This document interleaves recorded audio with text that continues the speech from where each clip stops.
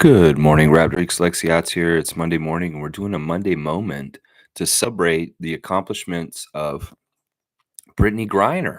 Brittany Griner, of course, won a gold yesterday with a U.S. senior women's basketball team, and it was only a 1 point victory.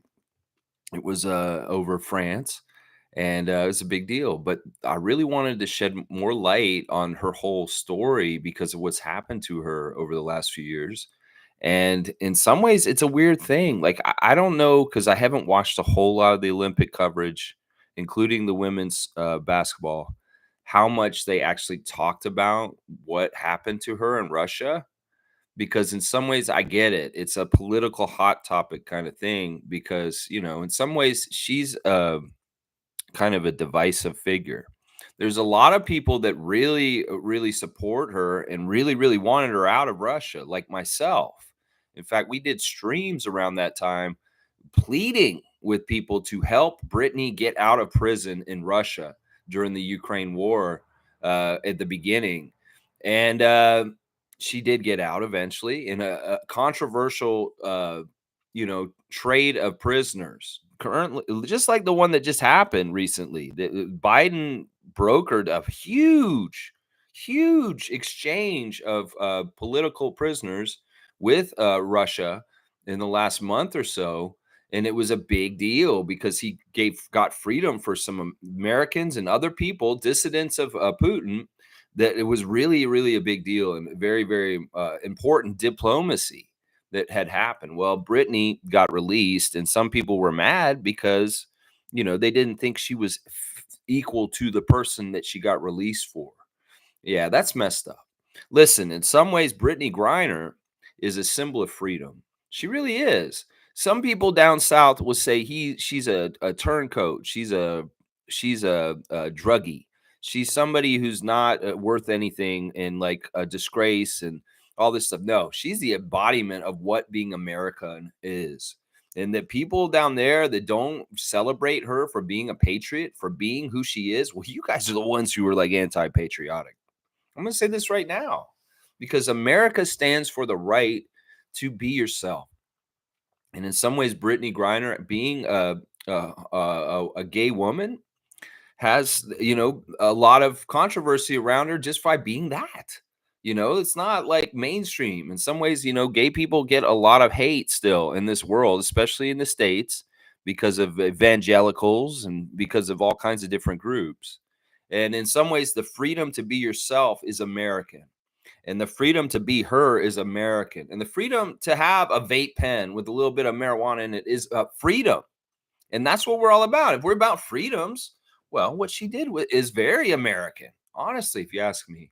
In some ways, it's sad that she had to be over in Russia to earn extra money in the summer because, the WNBA salary wasn't enough or this or that, and that she had to play internationally. And she got involved in this situation.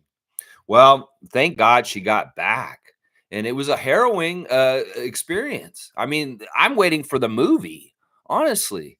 It'd be really, really interesting to see her story. I know they're going to make a movie about her at someday. I hope, if she'll allow it. Maybe she's private and she's like, I don't want people to know about my story or know this whole thing. Because in some ways, listen, some people don't see you as a good person. I do. I think you're amazing. And I think that what you went through was uncalled for. And that I'm really, really happy that it's turned out to get to this point where in some ways you're holding a gold medal and you're on a podium yesterday for achievement at the Olympics. And in some ways, that international stage, that happening in that way, it's a big FU to Putin.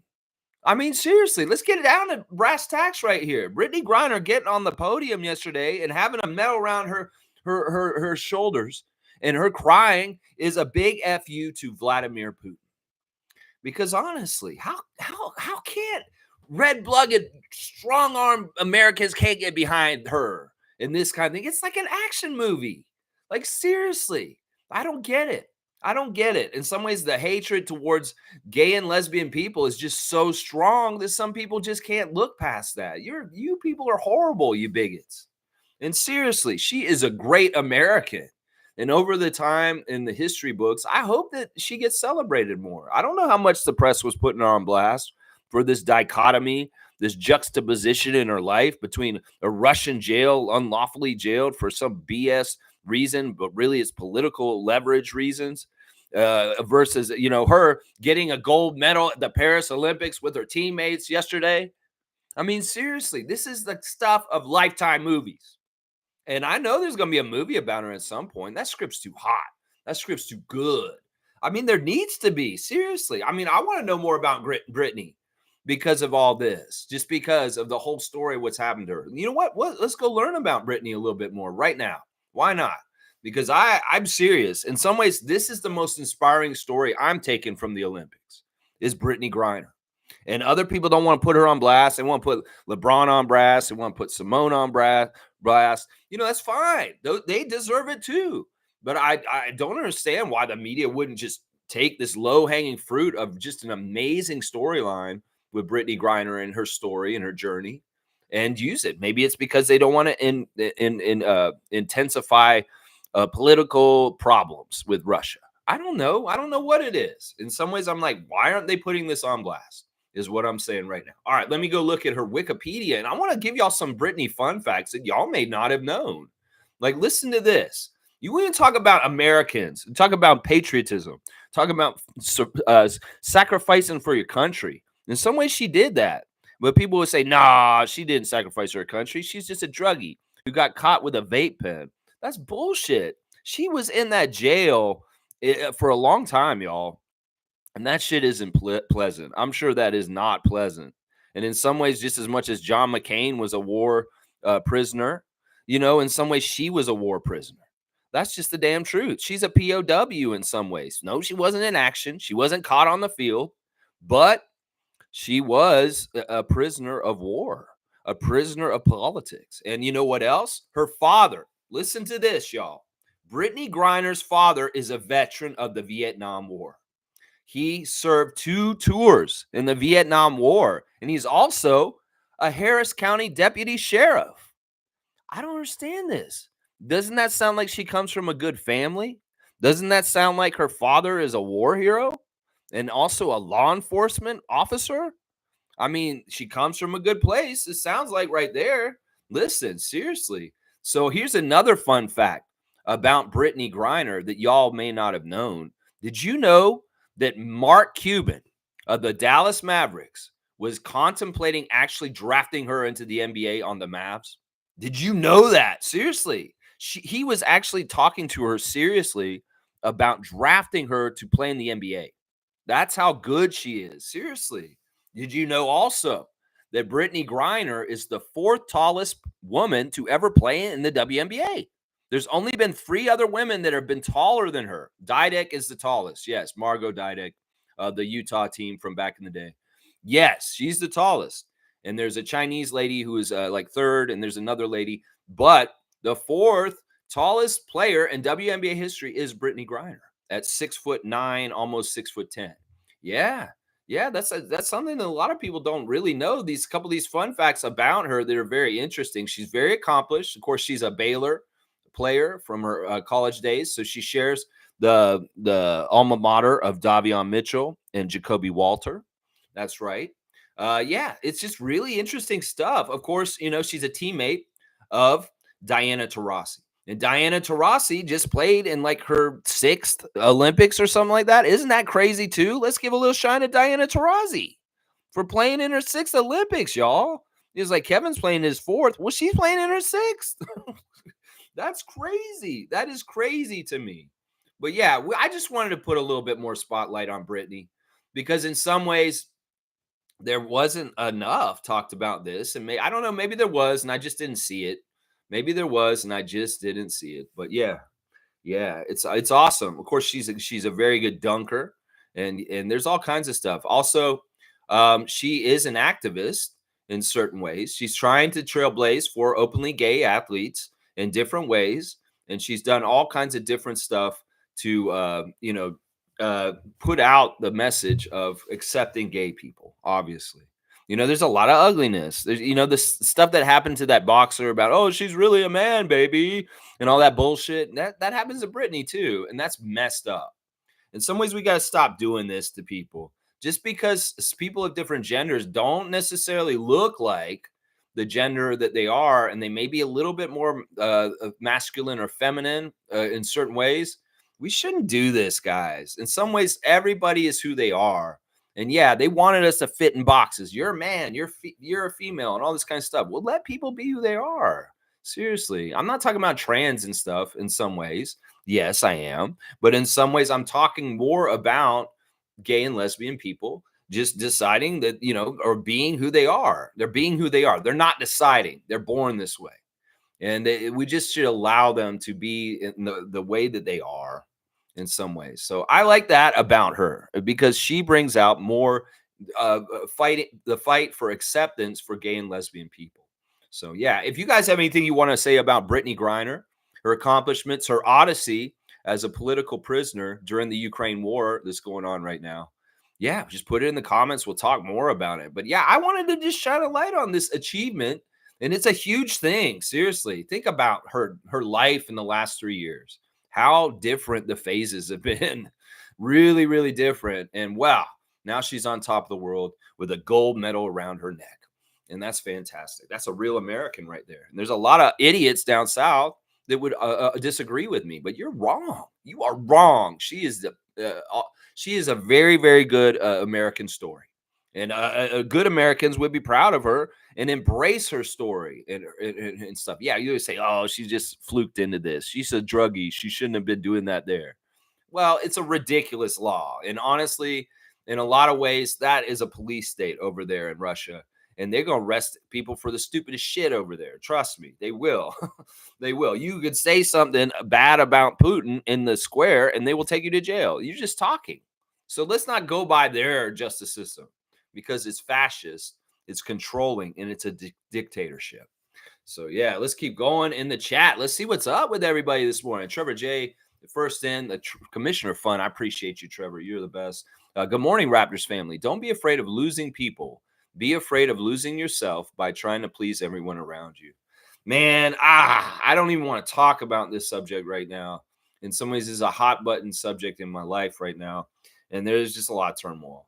But anyway, Trevor, I appreciate you with your words of wisdom. And yes, try and hold your identity as a person, but do it in a healthy way. If you're a toxic person, try to change. How about that? And that's something I'm having to learn right now. Trevor's saying USA women played so bad for all the talent to only win by one. I mean, I would. All right. I didn't watch the game. I have to preface this. I did not watch the game. But I did see that it was very close the whole entire game and that the women won in the end by only one, 67-66.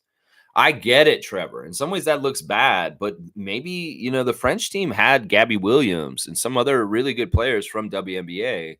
I don't know. Maybe the American team was not totally playing their best yesterday, but they still managed to beat them by one. I don't know. That may be true, what you're saying, that they played bad and they didn't just run them off the court. I mean, I would think you're right with Breanna Stewart and Aja Wilson, Diana Taurasi. There's so many good players on that team that it probably should have been more of a blowout. But I don't know. I don't know much about the French national women's team in some ways. Yeah.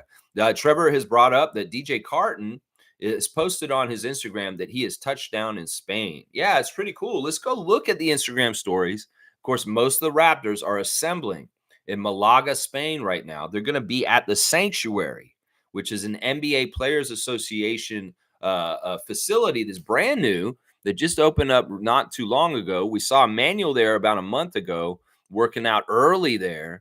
But yeah, the whole Raptors team's going to be there. I was wondering about how the Raptors could do this and not get in trouble. How the hell are they all in Spain and they're not getting in trouble? Well, it's an NBA Players Association building, and that makes it okay for them to do it in that building. That's the interesting thing. Now, I did a special report last year. It's like, do they pay for all their tickets, their hotels and stuff like that? I don't know. I don't care. In some ways, the NBA is allowing a lot more off-season work for teams because players are now more than ever kind of seem like they're more motivated to be around each other and work harder as a team to get the chemistry up so that they do better in the season. I mean, I'm sure that the Raptors aren't upset that they're at a resort in Spain right now. I'm sure they're not that upset. So yeah, let's go look at the Instagram stories. We'll start with Ulrich Shamshay. He is in Malaga.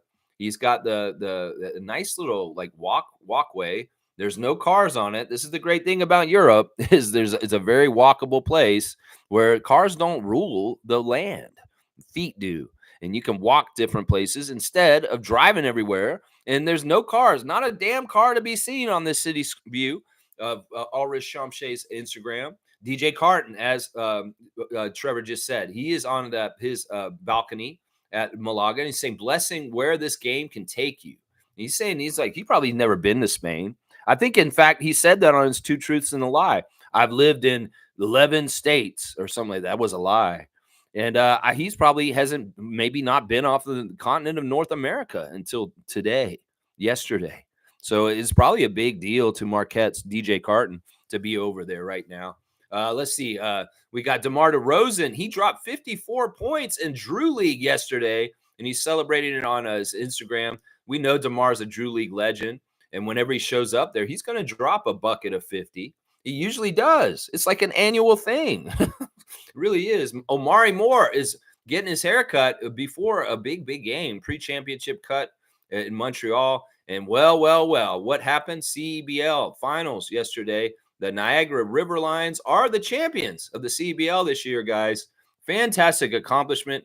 They defeated the Vancouver Bandits in the finals to win their first ever CEBL championships. Congratulations to Niagara River Lions. Warren Weisfeld speaking very highly of the coach of the River Lions and saying that he thinks that this guy could be an NBA coach soon. And that in some ways, the CEBL is a great development league for coaches and players to try and make the big league of the NBA. Good stuff, CEBL. And I wish I could cover y'all more closely, but man, it would be so much work to try and do y'all too. In some ways, it's like, well, I guess maybe should I be like covering the Scarborough Shooting Stars? In some ways, Lex, man, that's too much on your plate. You're going to be doing WNBA soon. But I am a full supporter of CBL being more and more successful, adding more teams and getting bigger and bigger and more notoriety, attention, and media deals in the future. So congratulations to the Niagara River Lions on winning the CBL championship last night. It's a big deal over Vancouver. So last year it was Scarborough that won. This year it's Niagara. Niagara is the champion in the CBL. All right, let's keep going in the Instagram stories. Let's see what else is going on. Gary Trent Sr. is out on the court with the Grayson and Garrison, and they are putting up hoops. They're putting on their skills. They're working on their shooting skills. Of course, Gary Trent Sr. is a great coaching dad, and I'm sure at least one of Gary's siblings is going to make the NBA also. Gary Trent Jr.'s siblings will be in the NBA. At least one of them. I'm pretty positive. One of them will be there. Let's see. Gary's also saying, I'm at a point where I don't even know the point I'm at, but I'm at a point. Okay. Norman Powell has been having a camp all week and good stuff. He's been spending a lot of time with family and friends. He's been back in San Diego doing the camp. So he came from Toronto, doing all the great stuff here with the Pro-Am and getting his haircut. And now he's back in California doing a camp back in his home state. So that's good stuff to see. Norman giving back to the community as he usually does. Let's see what else we got. We got Davion Mitchell is checked in Malaga, Spain.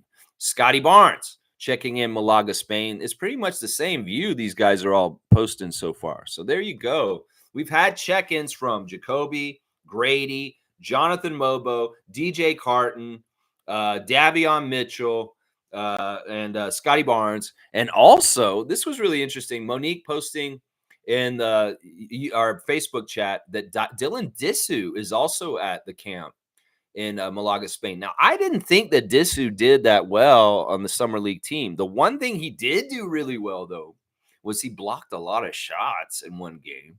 There was like one game where he got like 4 or 5 blocks. So I guess the Raptors see some promise in him. Why would they fly him to Spain? Because he has no contract with us. It's not like we put him on an Exhibit 10 or anything, I don't think. And he's at the Spain camp with the team, according to his Instagram.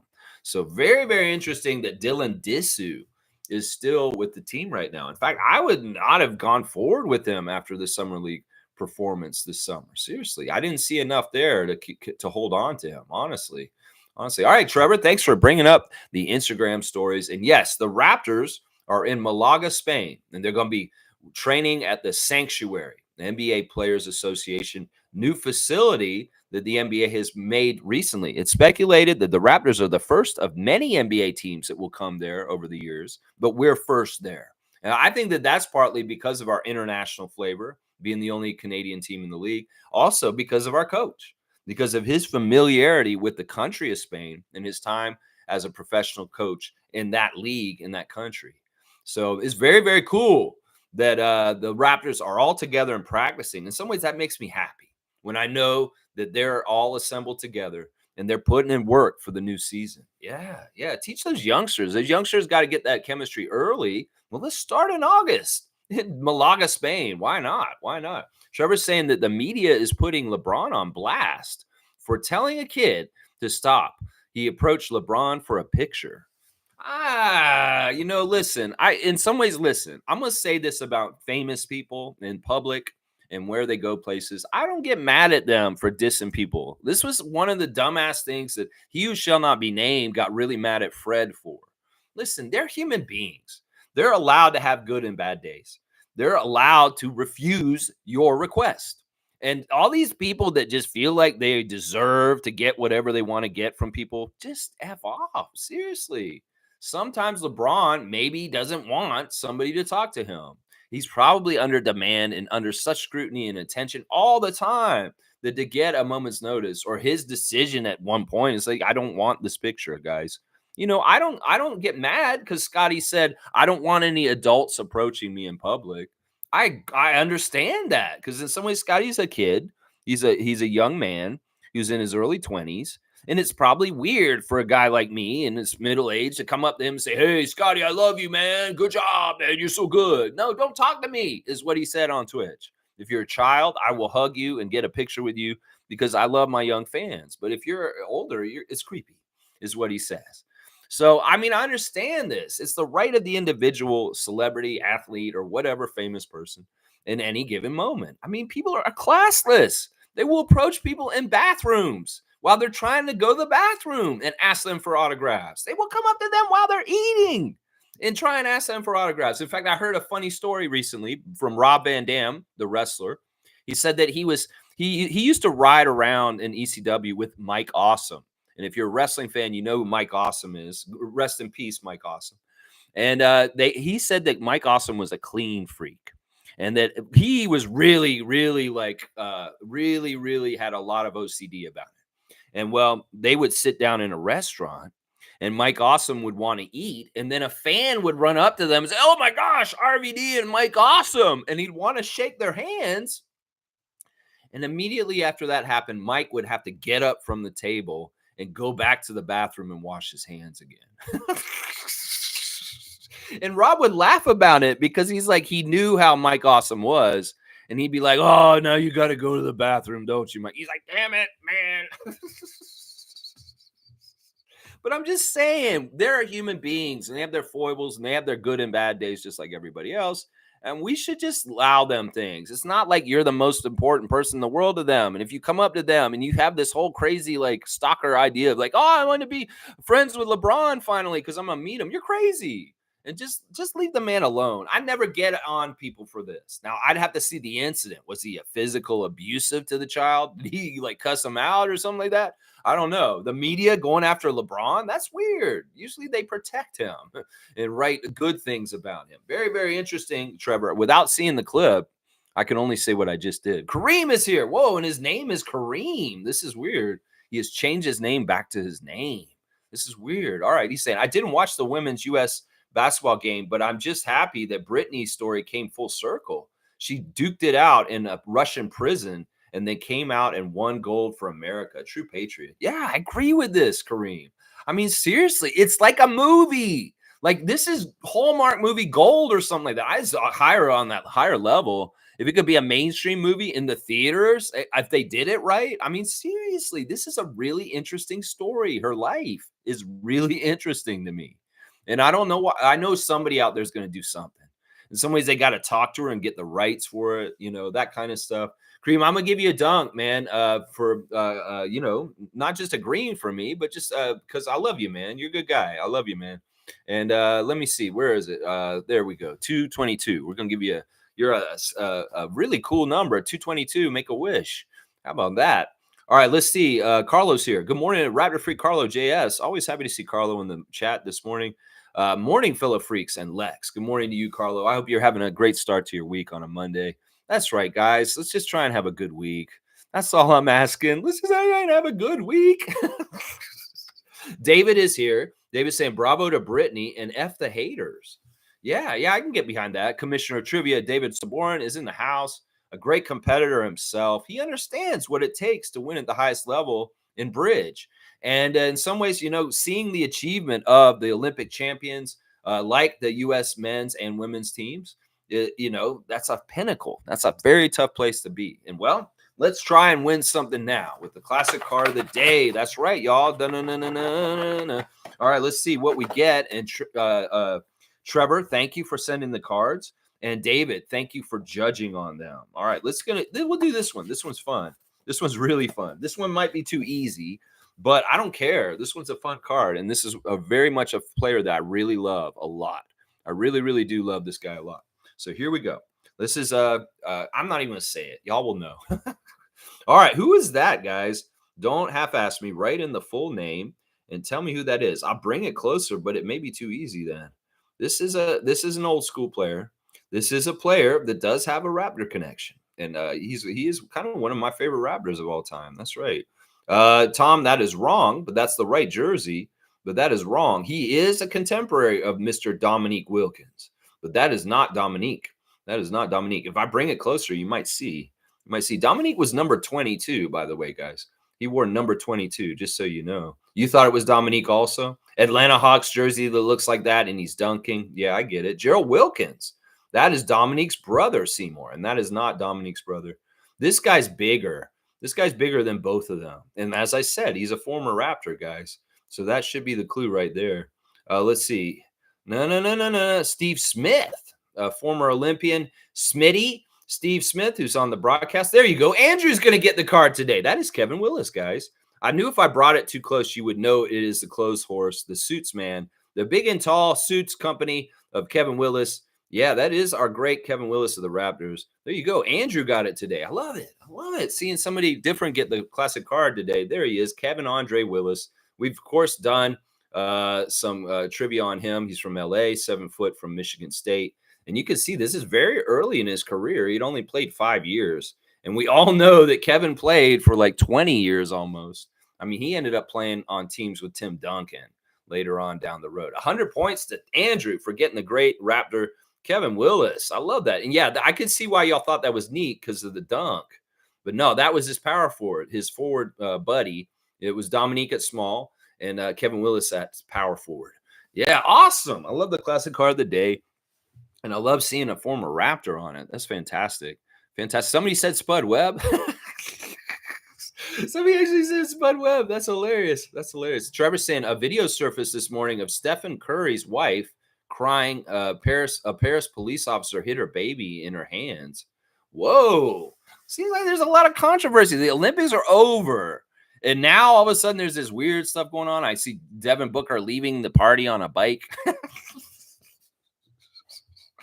They're already trying to script write the next Olympics all over the place. I hate you, ESPN. The Olympics just ended, and y'all can't already not try and shape the next Olympics, Brian Winders, you big piece of crap. Seriously, why do we have to already speculate what's going to happen in the next Olympics? There's so much to happen. But there is a good point that's come out by ESPN heads and other journalists that, once again, the USA will disregard all of the preliminary stuff and not send their best teams to the FIBA World Cup because they're hosting the next Olympics in Los Angeles, and the host team just automatically gets to play and they don't have to qualify. So think about that. It's like, in some ways they're saying, yeah, USA is not going to do anything until the actual Olympics. They'll send a B team to the FIBA World Cup. Well, once again, this is the way that FIBA is going to defy this and the other rest of the world. And Trey Lyles is very much trolling everybody still about this. Y'all can be Olympic champions, but you're still not world champions. The Germany is still the world champs because they won the FIBA World Cup. So USA, if you want to start being called world champions, you have to go to FIBA World Cup and win it. Yeah, I'm sorry. And if you're going to just disregard it, and some people are saying, well, they don't try and do well at that one and that one because they're in consecutive years now. And how many players really want to go and play their whole summer at the FIBA World Cup and then their next whole summer at the Olympics? It's not the whole summer. Like, really, how much of the time of the summer is it? It's 1 month, probably, all entailed with everything. It's probably 1 month of your time, not even maybe 3 weeks. The USA had to get together for this Olympics. I don't know. Do it however you're going to do it. But listen, if this is the way you're trying to hurt FIBA, Team USA, USA basketball, you're jerks. Seriously.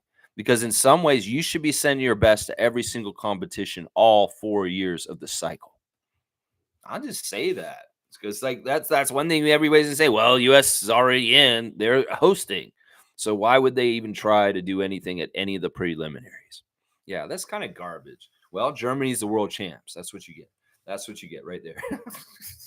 Kareem saying now that Brittany is retired, Teresa Resch should invite her to the Toronto Triumphs as a player, personnel coach, or whatever. Just get her in the building. She's inspirational. She hasn't retired, though. She still plays for the Mercury. What are you talking about, Kareem Thomas? She's on somebody's roster right now. I think she's on, I don't know whose team she's on right now. She may be on JP's or she's not on David's. She's on somebody's team. She's still playing the WNBA.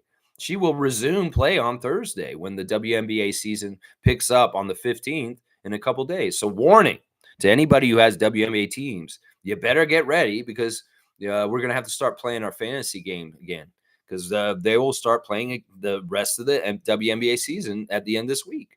So, no, she hasn't retired. I'd love to get her just on the team. You know, I'm sure that Phoenix will protect her in the expansion draft.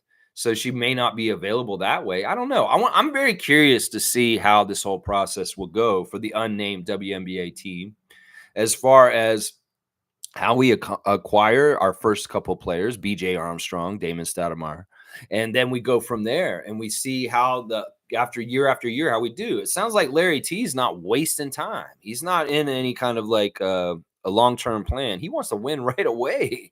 This guy wants to be like the Las Vegas Aces. This guy wants to be like the Vegas Golden Knights and try and get to the finals in the first year of their existence. So it'll be interesting to see how Teresa and Larry, the architects of this team, build it. And let's see how successful it gets, how soon it gets. We could have lightning in a bottle. And all of a sudden, wow, we do have really good chemistry. And the WNBA team in Toronto is actually a very powerful team in the WNBA right from the start.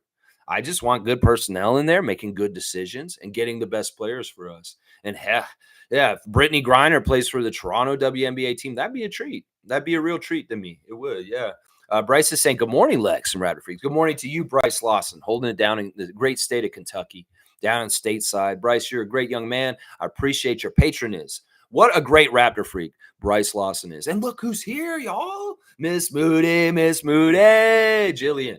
Welcome back. We're so happy to see you in the chat this morning. She's saying, morning, peeps. I'm going to give Jill a 3-pointer real quick for just being awesome. Jill's around our Facebook chat and our Facebook group, and I just love her presence. And I'm really happy to see Jill here this morning. We're talking about Brittany Griner, Jill. So you tell me what you feel about the Olympics, anything you want to talk about, Jill, about the Olympics. Let me know how you feel because I your opinions are interesting to me as far as that kind of stuff. Cool Cat saying, good morning, Raptor Freak crew. I cried with Griner. It's a blessing to be back home, USA, out of that, back home in the USA, out of that Russian political nightmare. Ooh, that's it right there. She was a star in Russia basketball league, and they used her celebrity to score points. Yeah. It was a really crazy situation. In some ways, it was a lesson. It was a lesson. Don't go to Russia. Yeah, I mean, seriously. I mean, this is really irreparable damage that Putin's done to his country. They're tarnished their image. It's going to take a long, long time after Putin for Russia to come back into the world arena of everybody and be a part of everybody, because in some ways, this is really bad stuff that he's done. And in some ways, he's hurt his country economically. He's hurt his country by sending young people to die in a war that's just totally unnecessary. And yeah, it's ridiculous. Now I'm hearing that the U.S. has sent Ukraine F-16s, like really big, nice fighter jets, and that this may be a turn in the tide. That Russia's had a little bit of an advantage in the air, but they're getting new aircraft from the West in the Ukraine side, and that may help things a little bit more for them against the Russians. But yeah, you know what? I'm glad Cool Cat felt that emotional moment with Brittany of achievement, getting that gold yesterday. Yeah, I know Cool Cat's such an empathetic, amazing, sensitive heart. And man, yeah, I feel it too because what a journey. What a journey for Brittany Griner. In some ways, like I was saying, this is a hero's journey. It's a very much a hero's journey. Sure, she was just trying to be a basketball player over there, but man, what a nightmare come crashing down all around her. And unless you've been in that kind of situation as a prisoner of war, you have no idea what she went through. And all these clowns that may talk bad about her and put her down and stuff like that, man, you may not even understand just how tough what she went through. And if you went there, you may not have done as well as she did, is what I would say to some of those people. That's right. That's right. Yeah, Fiercey's here. Good morning, Fiercey. She's on her way to Jamaica this week. Good morning, fam, and happy Monday. Canadian teams losing the Olympics annoyed me, guided my energy more towards my birthday and traveling. But again, thank you for the FB chat to keep myself current. You know what?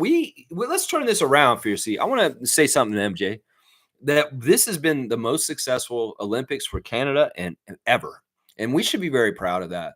So even though we failed in basketball specifically, there was so much success around these Olympics for our nation that we should hold our head up high. That we got a lot of goals. We got 9 by the end of it. And we got a good amount of medals. I think it was around 27 or 26. And that's the most that we've ever gotten. My other country that I was just at this earlier this year, Estonia, a home country, they did not manage to medal a single medal during this Summer Olympic. So in some ways, we got to hold our heads up high and be very proud of Canada and their athletes for achieving. It's a weird day and age when athletes don't get the right funding that they're going to OnlyFans to get funding. That's crazy to me. It's not like they're on there doing nudie stuff. Come on now, get your mind out of the gutter. No, they're going there to solicit funds to be able to do what they need to do financially.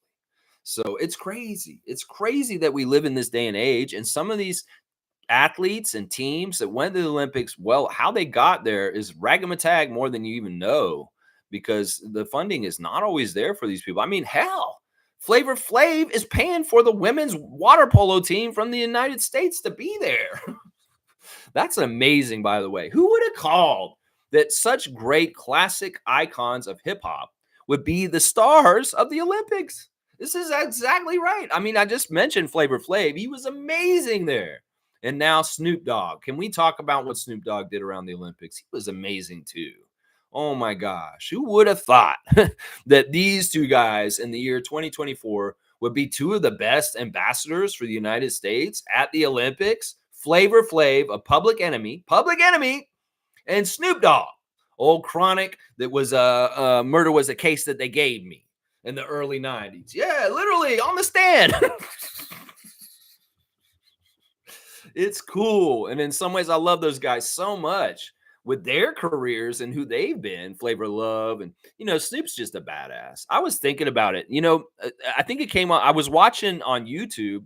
They have Casey Kasem's Top 40, like the old shows. If you can find that channel, you can listen to the old 4-hour shows of Casey Kasem. That's Casey Kasem, Top 40. And this January the 18th, 1984. And then you can listen to all the songs on it. It's amazing. If you can find that channel, look it up on YouTube. You can find it. And they were doing 1994, and a Snoop Dogg song came on. I was like, holy crap, this is 40 years old. 30 years old. This is 30 years old. And it was young. Snoop Dogg, bow, wow, wow, yippee, yo, yippee, yay, Snoop Dogg, all that. I'm like, holy crap, this really is like, wow, what a career for Snoop, for Calvin. Amazing, amazing career for him. Amazing career. And look where he is now, the #1 ambassador for United States at the Olympics this year. So cool. So cool. David's saying people who haven't done shit are always so quick to judge those in spotlights. It's ironic. Well, it really is kind of a hate thing. There's Americans that are MAGA and they use the talking points. And the whole thing with Brittany is a lot of that. It's a lot of that because she's a gay woman. They don't value her as much as a normal person. There's like, oh, she's not a normal person in my eyes. I shouldn't have said that. They just don't value her as a normal person in their eyes. You know, in some ways that they downgrade her. And then you add in the whole cannabis like oil thing. You're like, oh, she's a druggie too. This is not what matters in this situation. What matters in this situation is that country, Russia, used her as a political pawn. And that's the thing that's the only thing that matters in the whole situation. You could go and attack Brittany and say this and this about her, but is that really fair to her? She's just a human being living her life. And who knows? It could have been some highfalutin U.S. Ambassador's daughter who's white and straight, and she got the vape pen. Would they get mad at her? Would they go after her just like this? No, they'd be like, oh, no, this poor little white girl who's over there. Oh, need to save her right away. See, this is about a bias is what it is right there. It's bias. Yeah. Fiercely saying, Lex, despite my stance on the men's basketball being manipulated, I sincerely am happy the USA women's won. They are legit talented. No, I can't hate on them. Seriously. Listen, I guess when we get into the WNBA and we start having competitive games with different players around the WNBA, maybe I will start to dislike some of the women in the WNBA because they killed us. But right now, I like all of them. I mean, Aja Wilson's probably the one that I'm gonna be like, oh, she just annoys me. She's the MVP. She's always winning championships. She's like the LeBron of the league right now, right? She's the most powerful, the one that's most marketed. And in some ways, I may grow to not like her just because she's the one who always wins and always stuff. But right now, I don't. I think she's awesome. I think she's really cool with her one leg sleeve and stuff. But as we get into competition with our WNBA Toronto team, yeah, there's gonna be people we're gonna hate because of different things that happen in games. I'm sure there'll be Goran Dragic's. Yeah. But yeah, I can't hate on that team at all. I love Jewel Lloyd. She's amazing. She's been on my WNBA fantasy league team 2 years in a row, and she always delivers of the Seattle Storm. Yeah, she's awesome. She's awesome. So, and Diana Taurasi is amazing story. Her longevity and how long she's been playing. Oh my gosh. There's a lot of cool stories in the WNBA, and I'm looking forward to getting more and more familiar with them. And fiercely, I'm glad that you could get behind what we're talking about today with me and celebrating Brittany Griner and the U.S. women's team getting that gold yesterday. That's right. That's right. Dana's saying, good morning, everyone. I'm at the dentist. I refuse to watch anything on any Olympic stuff. 2-finger salute to the IOC. It's funny because, listen, last week we started a shitstorm on Twitter about how bad the officiating has railroaded France in the men's basketball to the gold medal game. And it's true. And a lot of people out there are saying this, but the mainstream media is holding the line. People like Doug Smith, Oren Weisfeld, Josh Lewenberg, they're all saying great things like, oh, what an amazing Olympics. And France is all this. They have to protect the bullshit by being the front line of information. Well, the veil's been lifted, journalists. You go ahead and you just play your part in the machine and just keep up the facade from your parts and stuff like that. Yeah, go ahead and gush about these Olympics, Oren Weisfeld and Doug Smith. I disagree with you. In some ways, the fix was in. The France had no business being in that gold medal game. And some people will say, what are you talking about, Lex? They have Gobert and Wemby. Exactly. That's what I'm talking about. Now, an interesting thing about this is Yabusele. I said it yesterday. Yabusele probably needs to go back to the NBA. And well, what did he say? He said, I'm ready to come back for a second chance. He was on the Celtics like 4 or 5 years ago and didn't stick and went away. He did come to the NBA once before, but with all this new attention and shine, especially that dunk over LeBron, there's some people lining up to come get him. Spurs Nation in particular is very high on acquiring him and putting him with Wemby on the Spurs. It's like, oh, the chemistry with Yabusele and Wembanyama is very good. Let's get him there. I wouldn't be surprised to not see this guy show up in the NBA this year. He apparently has a buyout number of $2.5 million. So if an NBA team really wants him that bad, they're going to have to pay Real Madrid $2.5 million to get him free. So yeah, but if he doesn't, he gets to play with Serge Ibaka this year. People called him the French Ben Wallace. Yeah, I could see that. I don't know. I bet you Yabusele is going to tell his team, let them buy me out. I want to go back to the States. I want to go back to the NBA because he's on his way back. I'll bet you he is. And I don't know who he's going to play for, though. Be very interesting to see. Jillian's saying, I support the athletes. There you go, Jill. That's right. You support the athletes. Yeah, I support our Canadian athletes. I support athletes from other countries that are maligned or in weird places, like that boxer that whole horrible thing happened. I support the sprinters that had horrible things happen to them too. I support the people that aren't getting a fair shake, the underdogs, the people that are getting the raw end of the deal somehow, some way, because the powers that be made them that way. That's always been me, the fighting for the underdog. And I'll always stay that way. That's right. I'm the Raptors freak. That's right. David's saying Spurs are dangerous with the two Drew League juggernauts, Flynn and DeRozan, going to tear the league up next year. You're talking about, well, DeRozan's on the Kings, David. He's on Sacramento. And Malachi is on the Spurs. But Malachi is non-guaranteed, and it's not for sure he will make the roster. And in some ways, if he gets cut out of the roster, well, he's out of the NBA, honestly. That may be this hasta la vista, Malachi Flynn. You're not an NBA player. Go on and play your Pro-Am or go play in the CBL or go play overseas. Go play in the Big Three. I don't care. Any of that kind of stuff. But yeah, DeRozan's a king, and Flynn is almost a Spur, but probably not. Yeah, I'll say that. Yeah, Kareem's saying at Dana, last year when I went to the dentist, I brushed my teeth with charcoal and never rinsed it out. This sounds so crazy already. I freaked out the receptionist to the point she offered a free teeth whitening. I play too much. That's just brilliant. It's like the grift, man. You're like, this is how you get free dental care. Come in there and be such a lost cause of craziness, of charcoal all over your teeth. And all of a sudden the dentist is like, man, I feel bad for you, bro. I'm going to give you a free whitening. That is hilarious. I have a dentist story, actually. I went to the dentist again recently. I hadn't gone in a couple years, and this dentist is really highfalutin. Like, I went in there, and they had TV screens on the ceiling. I'm like, what is this? There's a TV screen on the ceiling. And the lady's like, yeah, do you want to watch Netflix? And I'm like, really? And I'm like, I'll just play Candy Crush on my phone. It's fine. I'll play Brick Breaker. She's like, are you sure? Because the dentist isn't going to come see you for another half hour. I'm like, what? So like they get people into their little rooms and they let them watch Netflix to wait for the dentist. So I'm there laying back watching a nature documentary, and it's like birds of Borneo or something like that. And it's talking about how they have crazy colorful plumage that's supposed to attract mates, and they have really funny rituals of like trying to get mates, like building weird houses and stuff. And this woman comes in to clean my teeth, and she starts cleaning my teeth. And the bird on the nature documentary, while I'm watching it, it does something that makes me laugh. And I'm like, oh, and she's in my mouth with sharp objects. And I'm like, I'm like, holy crap, what do I do?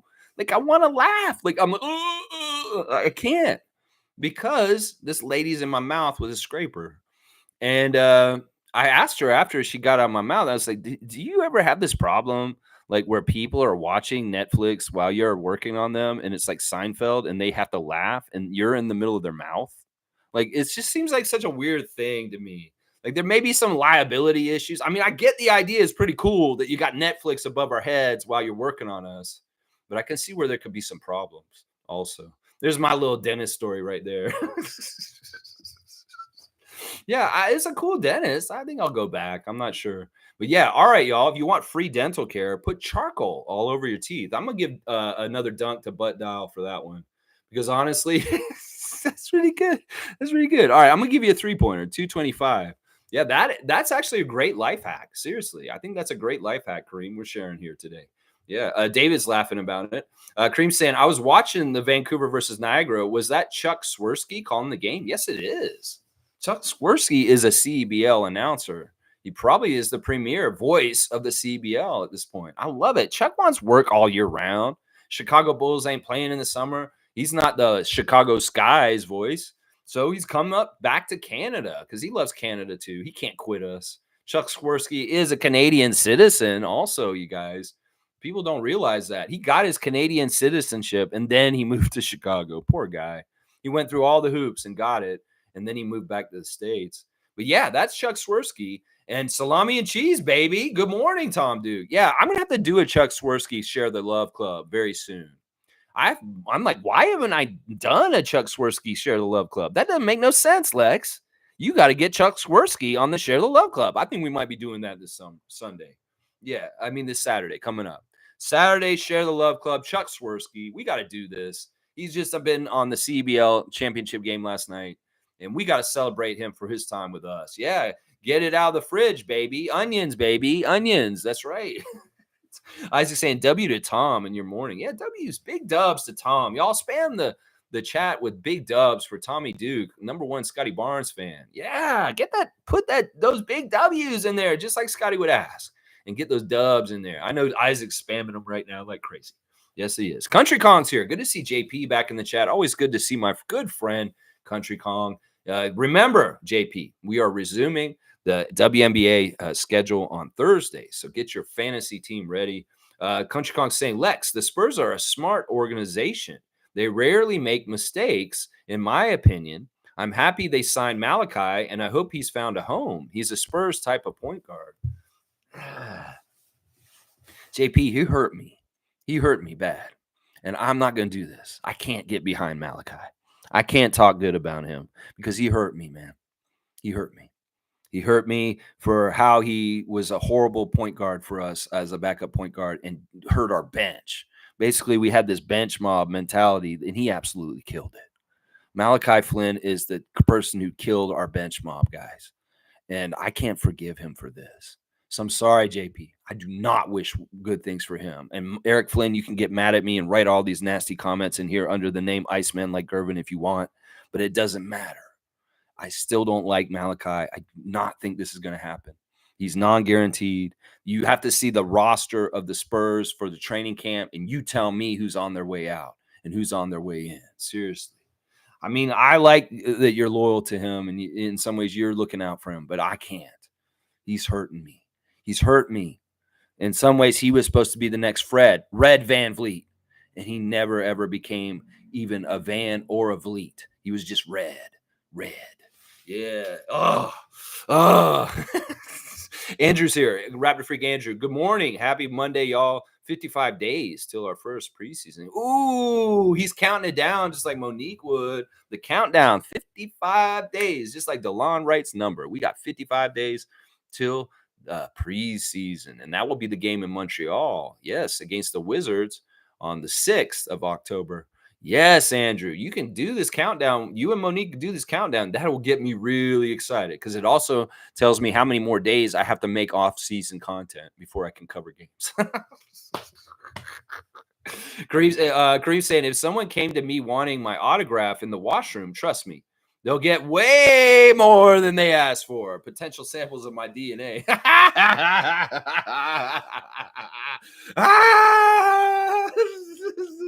So good. All right, I'm giving you a 5-pointer. This is how he does it. 230, man.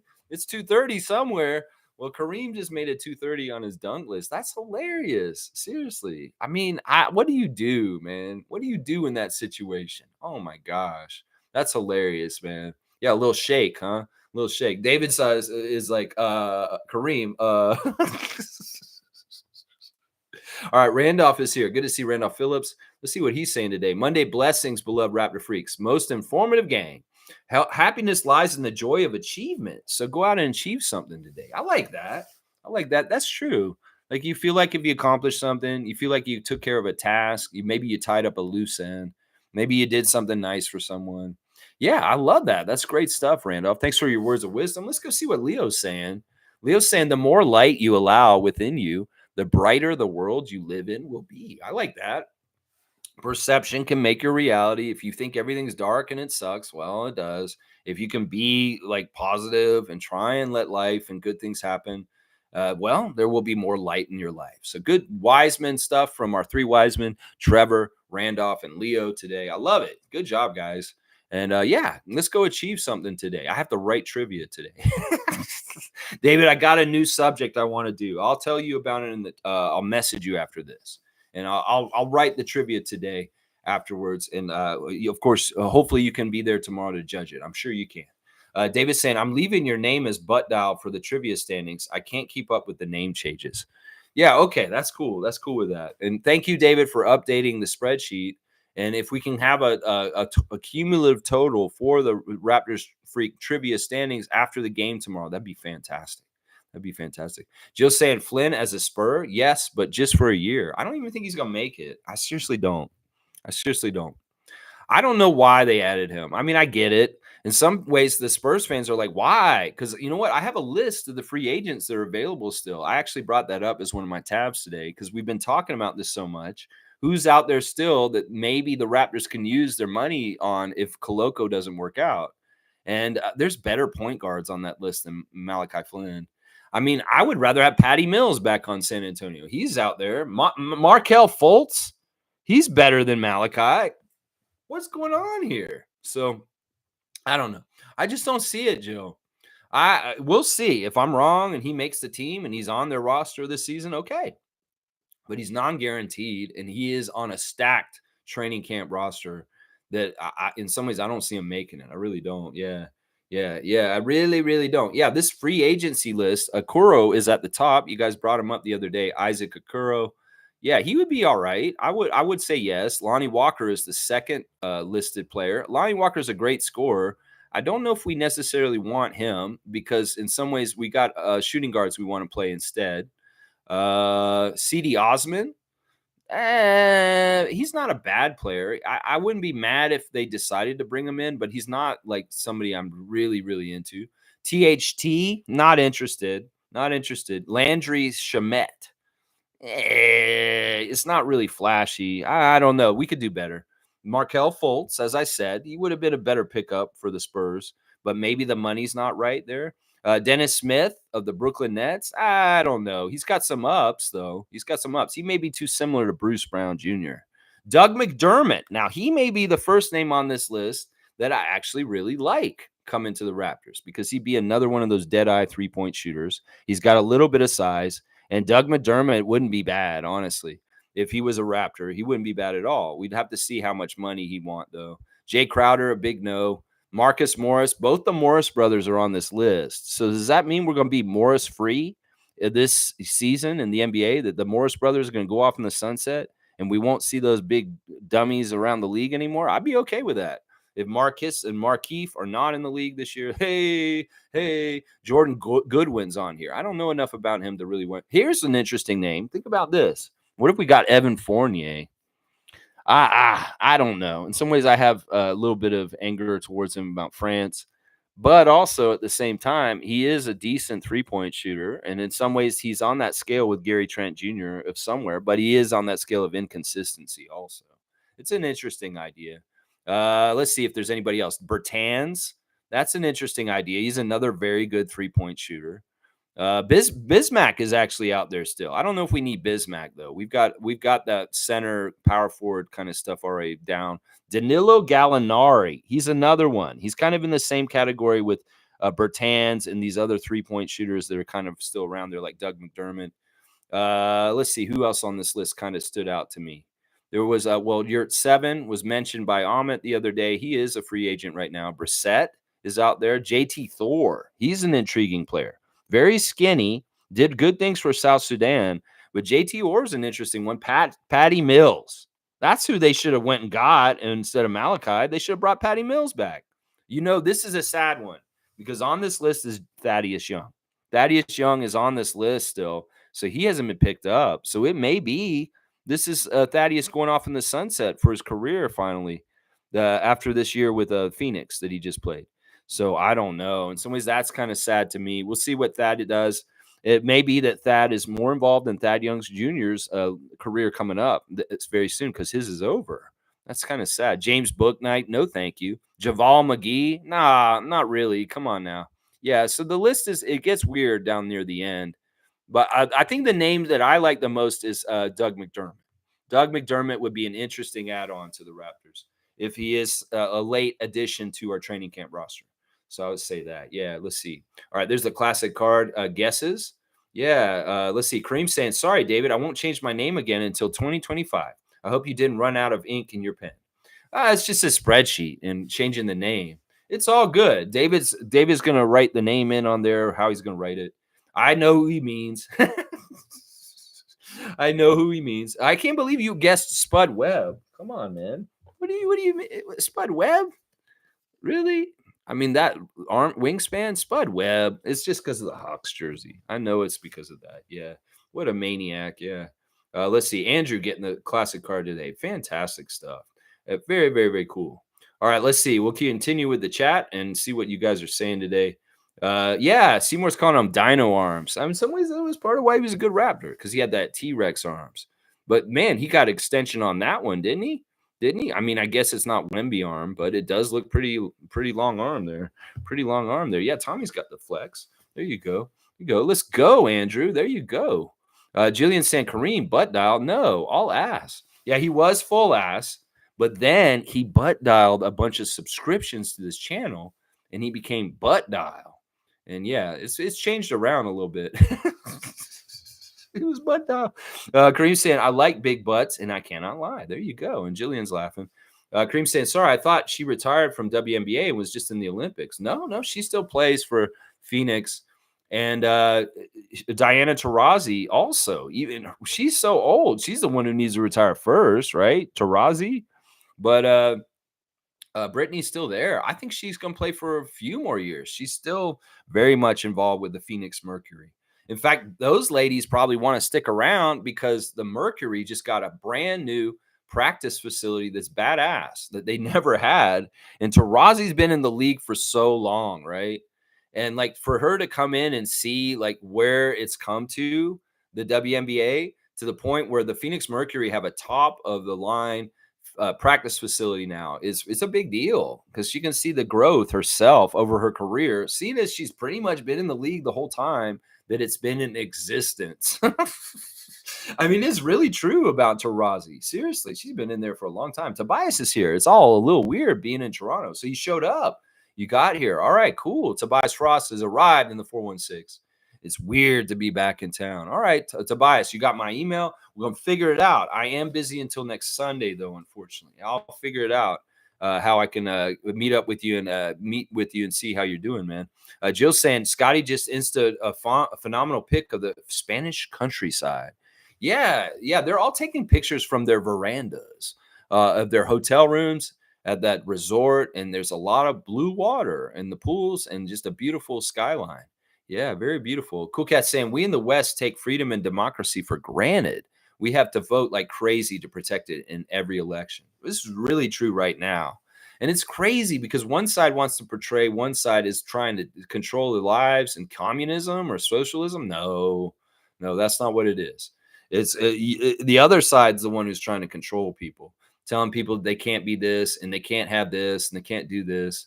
Yeah, it's a weird thing because there really is a lot of misinformation, and they use certain kinds of things to scare people. Like a really big weapon that's used by the right now is to scare people about trying to make your kids trans.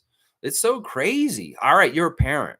You should be involved in your child's life, and you should explain and teach them as you can. I know it's weird because in some ways you may have to do it at a younger age than you should, but that's just the world. We live in a crazy ass world of guns and violence and all kinds of different things. And you got to teach them about very important adult things in certain ways at some point in their lives.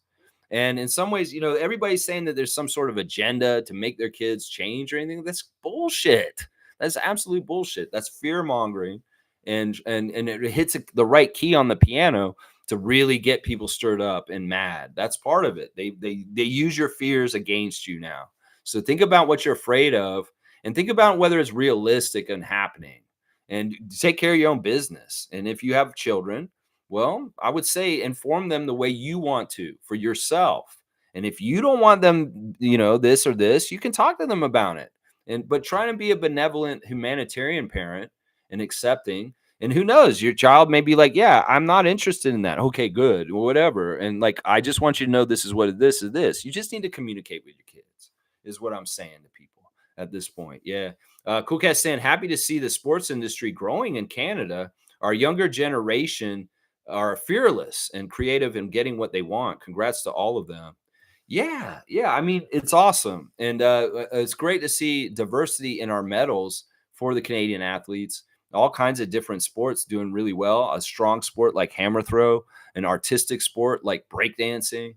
Yeah, there's been some really, really cool stories from the Olympics from our Canadian athletes for sure. Mo is here. Good morning, Raptor Free Crew from the Superfan, Monique Lawrence. What a joy to have her presence in the chat as usual. We love you, Mo, and I hope you have a great day so far this morning, starting your week out right. Let's go, Mo. That's right. Tommy's saying, yeah, don't go to Russia, but also don't go many places with marijuana. Well, it wasn't even marijuana. It was like some sort of weird vape pen. But yeah, it's true. I mean, going to Estonia recently and seeing just how anti-cannabis they are over there in certain places. I mean, there's a lot of places that are like this. In some ways, it's been said that the rest of the world will not open up its stance on cannabis until the U.S. does a certain thing. That in some ways they set the tone about criminalization of cannabis. In some ways, it's a big racket. What they're doing is they legalize cannabis in Colorado, but they still manage to come and bust legal facilities and ruin people's lives if they're trying to get into it. It's such a crazy, messed up thing. It's still a Wild West, and it's not totally safe to get in that business because the federal law is different than the state law. And it may be legal in California and Colorado in certain places, but feds come in and raid places all the time on a federal level. So it's messed up. They got to get the code right on it. And well, the rest of the world will follow suit with the United States because in some ways, that's what they said in Estonia. The cab driver says, if the U.S. makes it legal, then we probably will here too in Estonia. So it's a very interesting subject for sure. Let's see. Cowboy's here also. Bradley's in the house. Good morning, Lex and Raptor Freaks. Let's go. Let's go, Cowboy. Jill saying, yes, Lex. So happy for Brittany. Like you said, she was in Russia because the U.S. wouldn't pay half as much. So I hope the WNBA will rectify the monetary discrepancy they had with the NBA. Yeah, it doesn't have to line up exactly equal. It should be derivative of the financials that are coming into the WNBA. And with a new contract that they just signed with the media, well, there should be more money, just like the NBA players are getting a raise because of the new TV deal that the NBA just struck. Well, the WNBA players are getting a raise, hopefully also because their TV media deal just went up in price also. Now, some people are worried that they short-sighted themselves in the near future and that the expansive growth of the WNBA may be worth better than they're actually getting from the media. So in some ways, I would say hopefully they didn't get a long-term deal and that it's going to be able to be brokered later when things get better and better for the WNBA. Some people think this is a fad or this is a flash in the pan. No. They're building this to be sustainable. And coming to Toronto is one of the ways right there. That's right. So good to see you, Jill. Trevor's saying they're saying the U.S. have to say thanks, Curry, for the gold medals. I mean, I'd agree with that to an extent. I mean, he was a huge difference in the gold medal game as far as all the threes he bombed and just the excellence that Steph Curry has. I mean, he was kind of the darling in the last game. LeBron may be the MVP. Kevin may have the all-time scoring record for Olympian, whatever. But Chef Curry was the guy who showed up in the last game and kind of nailed the coffin for them to win for sure. So, yeah, that's for sure right there. Tobias is saying the time change is kind of kicking my butt. Yeah, jet lag's a weird thing, man. So, yeah, take that at first initial day to just get right with your bearings, and then you'll enjoy yourself very much. But it's always the thing where you go somewhere, you'll get right with the time there, and then all of a sudden you have to go back to the next place. Yeah, Carlos saying that Curry was his MVP. You know, I can't say that for myself, partly because he was so bad in the earlier games. He really only had 2 good games, and they were the last 2 games that U.S. played. And otherwise, he was horrible. He was really not good in the earlier games, the first 4 games. So he didn't wake up until the last 2 games. So in some ways, you got to go by the body of work. That's why in some ways people would say, well, if Canada had gone farther, it would have been either SGA or RJ because both of them had been consistently the best over all the 4 games we played. So it's too bad we lost in the knockout right away to a railroad by France. Oh, man, it's still bugging me right now. This is one of the things that's been really making me mad for the last week is Team Canada and what happened last week. I've not been able to let it go. I'm very, very angry still about Team Canada and what happened to them, because in some ways I see it's a 4-year cycle. We did so much, we had so much promise, and then to have it go down like that really made me angry. Really, really did. Smooth saying not all of the people on OnlyFans are hardcore sex content creators. For the athletes that feel they have to do that, it's really unfortunate. Yeah, I don't think that they're actually showing skin or anything. I think that it's really just like kind of like I have an OnlyFans and this is the platform I'm using to raise funds for myself. They could have it on Patreon and it would be the same kind of thing. I think you're right though. And OnlyFans really tried to shake the whole OnlyFans like main reason why people use it, because they wanted it to be more mainstream and maybe family friendly and not just like sex content. They wanted other kind of creators to come in there and kind of be like a Patreon and have it all kinds of different stuff. Like they'd want me to be on there and do extra special Raptor Freak streams that have nothing to do with me taking my clothes off. Woo! Woo! No, it's true. And I mean, maybe some of the more attractive athletes are using a little bit of that side of themselves to increase fundage. But who knows? Who knows? In some ways, this is the knock on OnlyFans. Says, oh, it's only for like strippers. That's not true. There are other creators that are on there doing other stuff. Cool Cat saying, yes, Lex, two legendary rappers, Snoop Dogg and Flavor Flav, are the ambassadors of the Olympics. Excellent and inspiring how they use their celebrity and skills to empower others. Yeah, they're power brokers. These guys are real deal. I mean, Snoop, I always knew, but Flavor Flav, come on, man. He's coming back from Flavor of Love and Brigitte Nielsen and all those great MTV reality shows he said he did. Yeah, boy. Man, I love Flavor Flav. Seriously, he is amazing. In some ways, people don't respect him as a musical artist, but they should. They really, really should, because he's not just a hype man. In some ways, they're like, well, he doesn't even kind of rap. Yeah, he does. If you listen to Public Enemy songs, he does lay some bars down, but he is kind of just a hype man. And some people say just a cheerleader, but you guys don't even understand how musically talented he is in real life. Like the man is a drummer. The man knows how to play a lot of different instruments, and he's a supremely talented musician. If not, some people just see him as a mascot for a Public Enemy. No, no, no. You're selling him short. And it's crazy if you think about that band, that Flavor Flav is still the most prominent and relevant person in the media out of all of them. In some ways, Chuck D is an activist. He's a very political person still, and he's very outspoken, but he doesn't get the spotlight that Flavor Flav gets. It's very, very interesting. Trevor J saying Aja Wilson was the MVP for yesterday's game. I called this. Of course she is. In some ways, like I said, she's the deemed it woman in the WNBA, winning championships and MVPs there. Well, she's going to go to Olympics, be very much one of the most important players on that team, double doubles. She's going to get the MVP there also. So, yeah, no surprise. Seriously, that's not a surprise.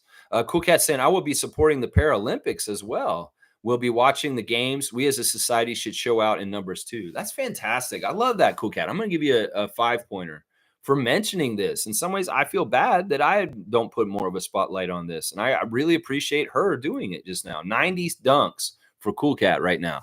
90 dunks. Yeah, that's awesome. If I had more time, I would spend more time watching, but I didn't really even watch the Olympics either. I only watched the basketball games for our team, and that's it. I didn't watch anything else in the Olympics. I didn't watch the ceremonies or anything.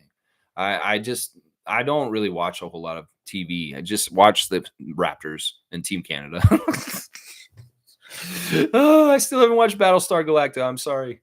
But yeah, Cool Cat, I agree with you. We should give more spotlight to them, and for sure, and give them more media and everything. Yeah. Wayne saying, do you actually think Jordy will be Team Canada's coach in 4 years? I hope so, but don't think so. I don't know. I mean, we got to think about it this way, Wayne. He's only been the coach of Canada for just over a year now. He's very fresh and new. There's a lot of stuff that's been established with him that has worked really well. You know, they're saying Steve Kerr's going to step down very shortly, and it's likely he'll hand the reins over to Eric Spoelstra as being the coach of Team USA. I don't see why Jordy wouldn't want to try and do a full cycle with Team Canada. In some ways, that the Nets have been cool with him coming in and coaching our team in the Olympics this summer. If there's no problem with Joe Tsai, the Canadian owner of the Brooklyn Nets, saying, yeah, you can go coach my home country's national team. I don't think there would be any problem. And Jordy's not going to give this job up because he's a competitor. In some ways, he just hit a brick wall that stopped him from getting the medal round. He wants to get that medal round. He wants to get that medal. And in some ways, he has unfinished business. So I can't see this. I can't see him leaving. I can't see Rowan and Michael Bartlett firing him and trying to bring somebody in. So, yeah, I'm going to confidently say that Jordy Fernandez will probably be the Canadian senior men's team coach around the next Olympics. God barring any kind of like weird shenanigans like what happened with Nick Nurse. But yeah, I could see him being the coach for sure. I think he will be. I think he will be. I don't think he should be worried about this because honestly, all it has been is success. I don't see this Olympics as a failure. A lot of people don't. I mean, yeah, sure, they should have probably gotten a medal, but it didn't happen. And in some ways, that's the gumption. I hope that Gilgeous-Alexander, Barrett, Olenek, Nebhard, Murray, they're all feeling this. And they're like, no, I see them biting their little medals on the stand. I want to be there. And they should have fuel to their fire to come back around for 4 years from now. So I think Jordy's in. I think that he's not that kind of guy that just like leaves high and dry. So I don't see why he wouldn't. Kareem saying, who decides what games are going to be played in the Olympics? Is it the hosting countries? If so, next time Canada hosts the Summer Olympics, I want Canada to only allow winter sports and beer pong in the Summer Olympics. Okay. Yeah, I don't know because it is changing. Apparently that baseball will be back when they go to LA. It's just France didn't want to play baseball, but they wanted to breakdance. And we don't know if breakdancing took or did well enough to be in the Olympics next time. It is a weird thing how they switch the different events and sports for the Olympics in and out because they try different stuff. They do this in the Winter Olympics too. They've added more like snowboarding and stuff like that in recent years, more extreme sports. It's an interesting suggestion, Kareem. I don't know when we've had the Summer Olympics in Canada. I don't think we've ever had the Summer Olympics in Canada. Have we? Did we have it in Montreal or something? Maybe. No, I don't think we have. So I don't know if we're up for getting the Olympics in the summer. Winter Olympics makes sense. Sure. Cool Cat saying I also like Nafisa Collier in addition to Aja Wilson and Stewie. I love the mobile bigs. Yeah. There's some really skilled, talented women in the WNBA. They're very good basketball players. Very, very good basketball players. David saying the psychoactive particle injector is found in life support on the body of Tobias Frost in a maintenance tunnel across the hall from the security station. This is something from a video game, I'm pretty sure. And I know Tobias Frost is not this guy's real name. It's probably from this video game. And David's calling it out. I don't know the video game, but it's very interesting, this statement. It's a non sequitur from what we've been talking about. And it very much sounds like video game text. When I Googled who Tobias Frost was, this is what I found. Interesting. Yeah, I think this is from a video game. I think there's some sort of video game where Tobias Frost is a character in it. Yeah. Most saying, Lex, just so you know, Dylan Disu got a training camp, I believe. Yeah, I spoke about this before you came in the chat.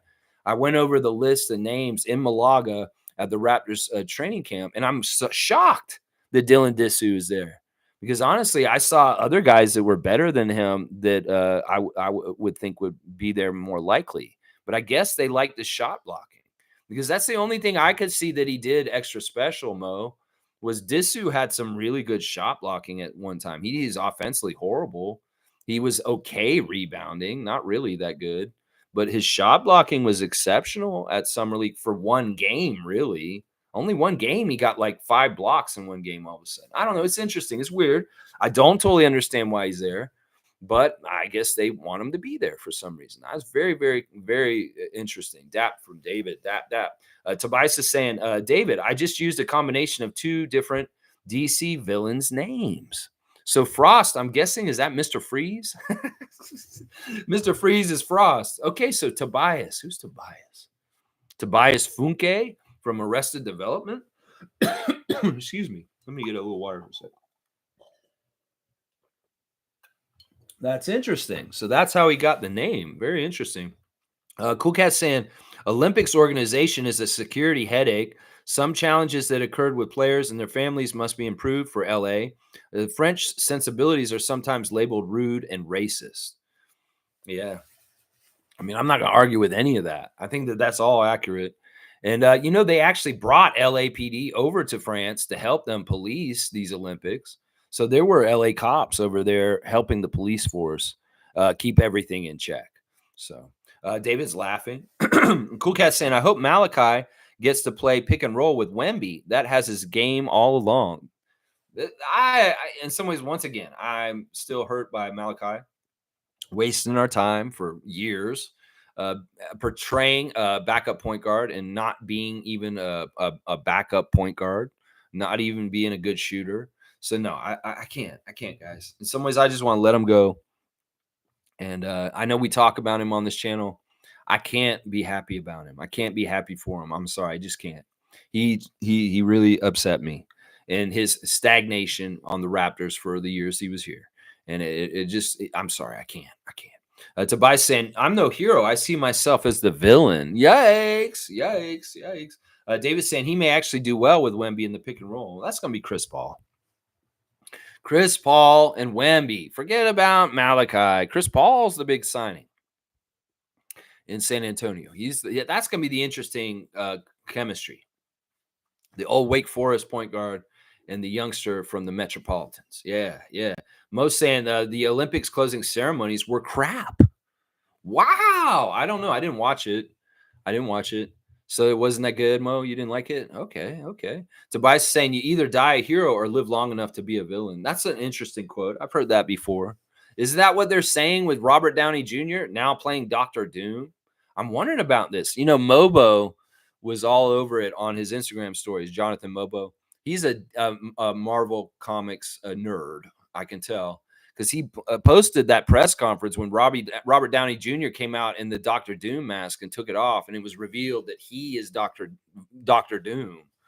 I mean, I don't know the Marvel story, if they did an origin story where Tony Stark becomes Victor Von Doom. Is there actually something like that in some comic somewhere universe in Marvel where it is actually the same person? The Doctor Doom is actually Iron Man? Because it would make sense. They both wear iron masks over their face, and it's a logical thing. I mean, they can do this. They can write the script however they want. So they're going to do some sort of a story where Iron Man all of a sudden has become a villain because long enough has happened. Like Tobias is saying, you live long enough, you become a villain. I mean, they're both very wealthy men, Victor Von Doom and Tony Stark. So it would make sense. They're kind of the same person.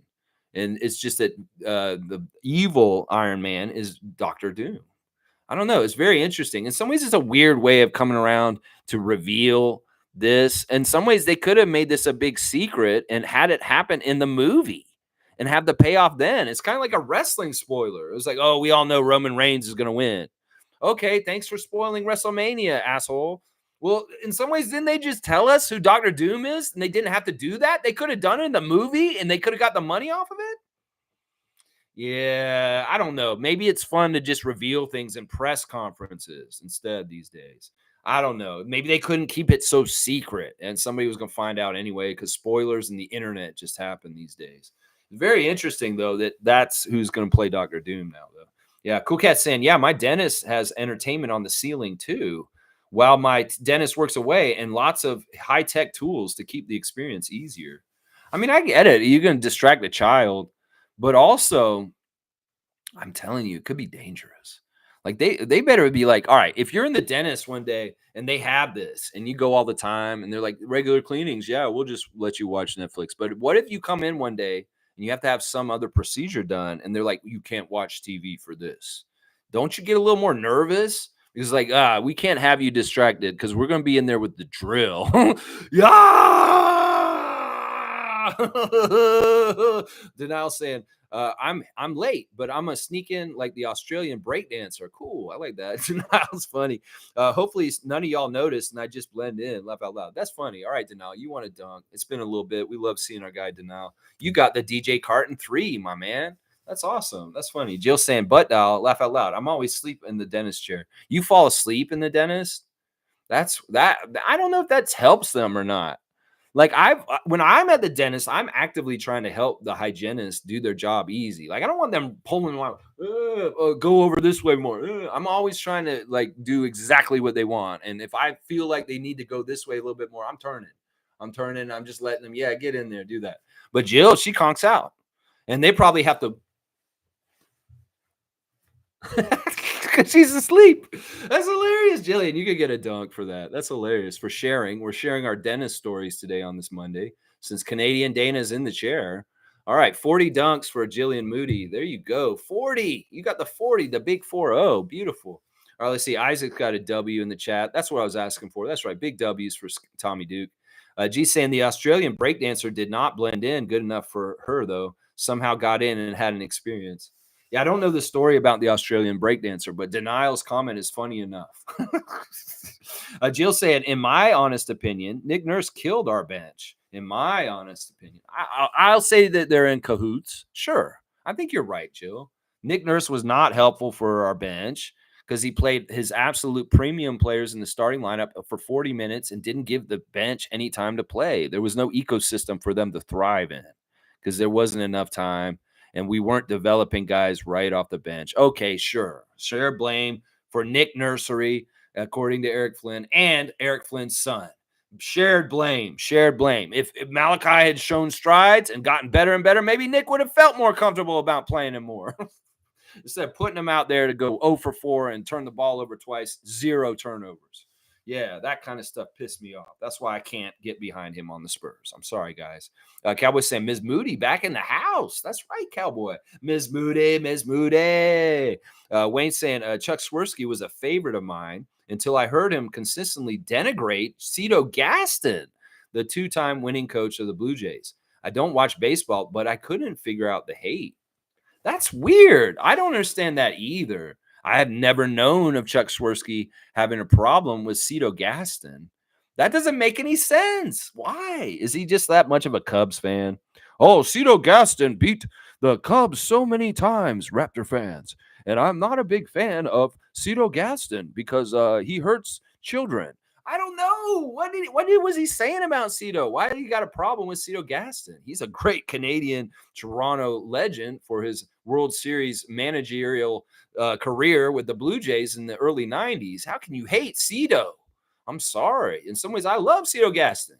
He brought World Series to Toronto. And in some ways, I'm like, what is this? I don't know. Chuck Swirsky, all right, I love you. If this is the one weird thing, I don't know. This is weird, Wayne. I didn't even know about this. I'm going to have to find out more.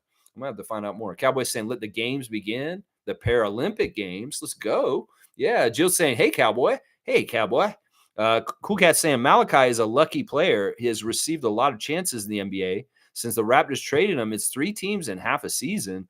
That doesn't bode well for his future. He hurt Pascal, Fred, and OG's era. I'm not going to disagree with her at any of this stuff. He is lucky that he's gotten this many chances. In some ways, it's the Raptors' fault for putting him on that contract that was guaranteed. And, well, we got him out of here and traded him. And now he's in limbo.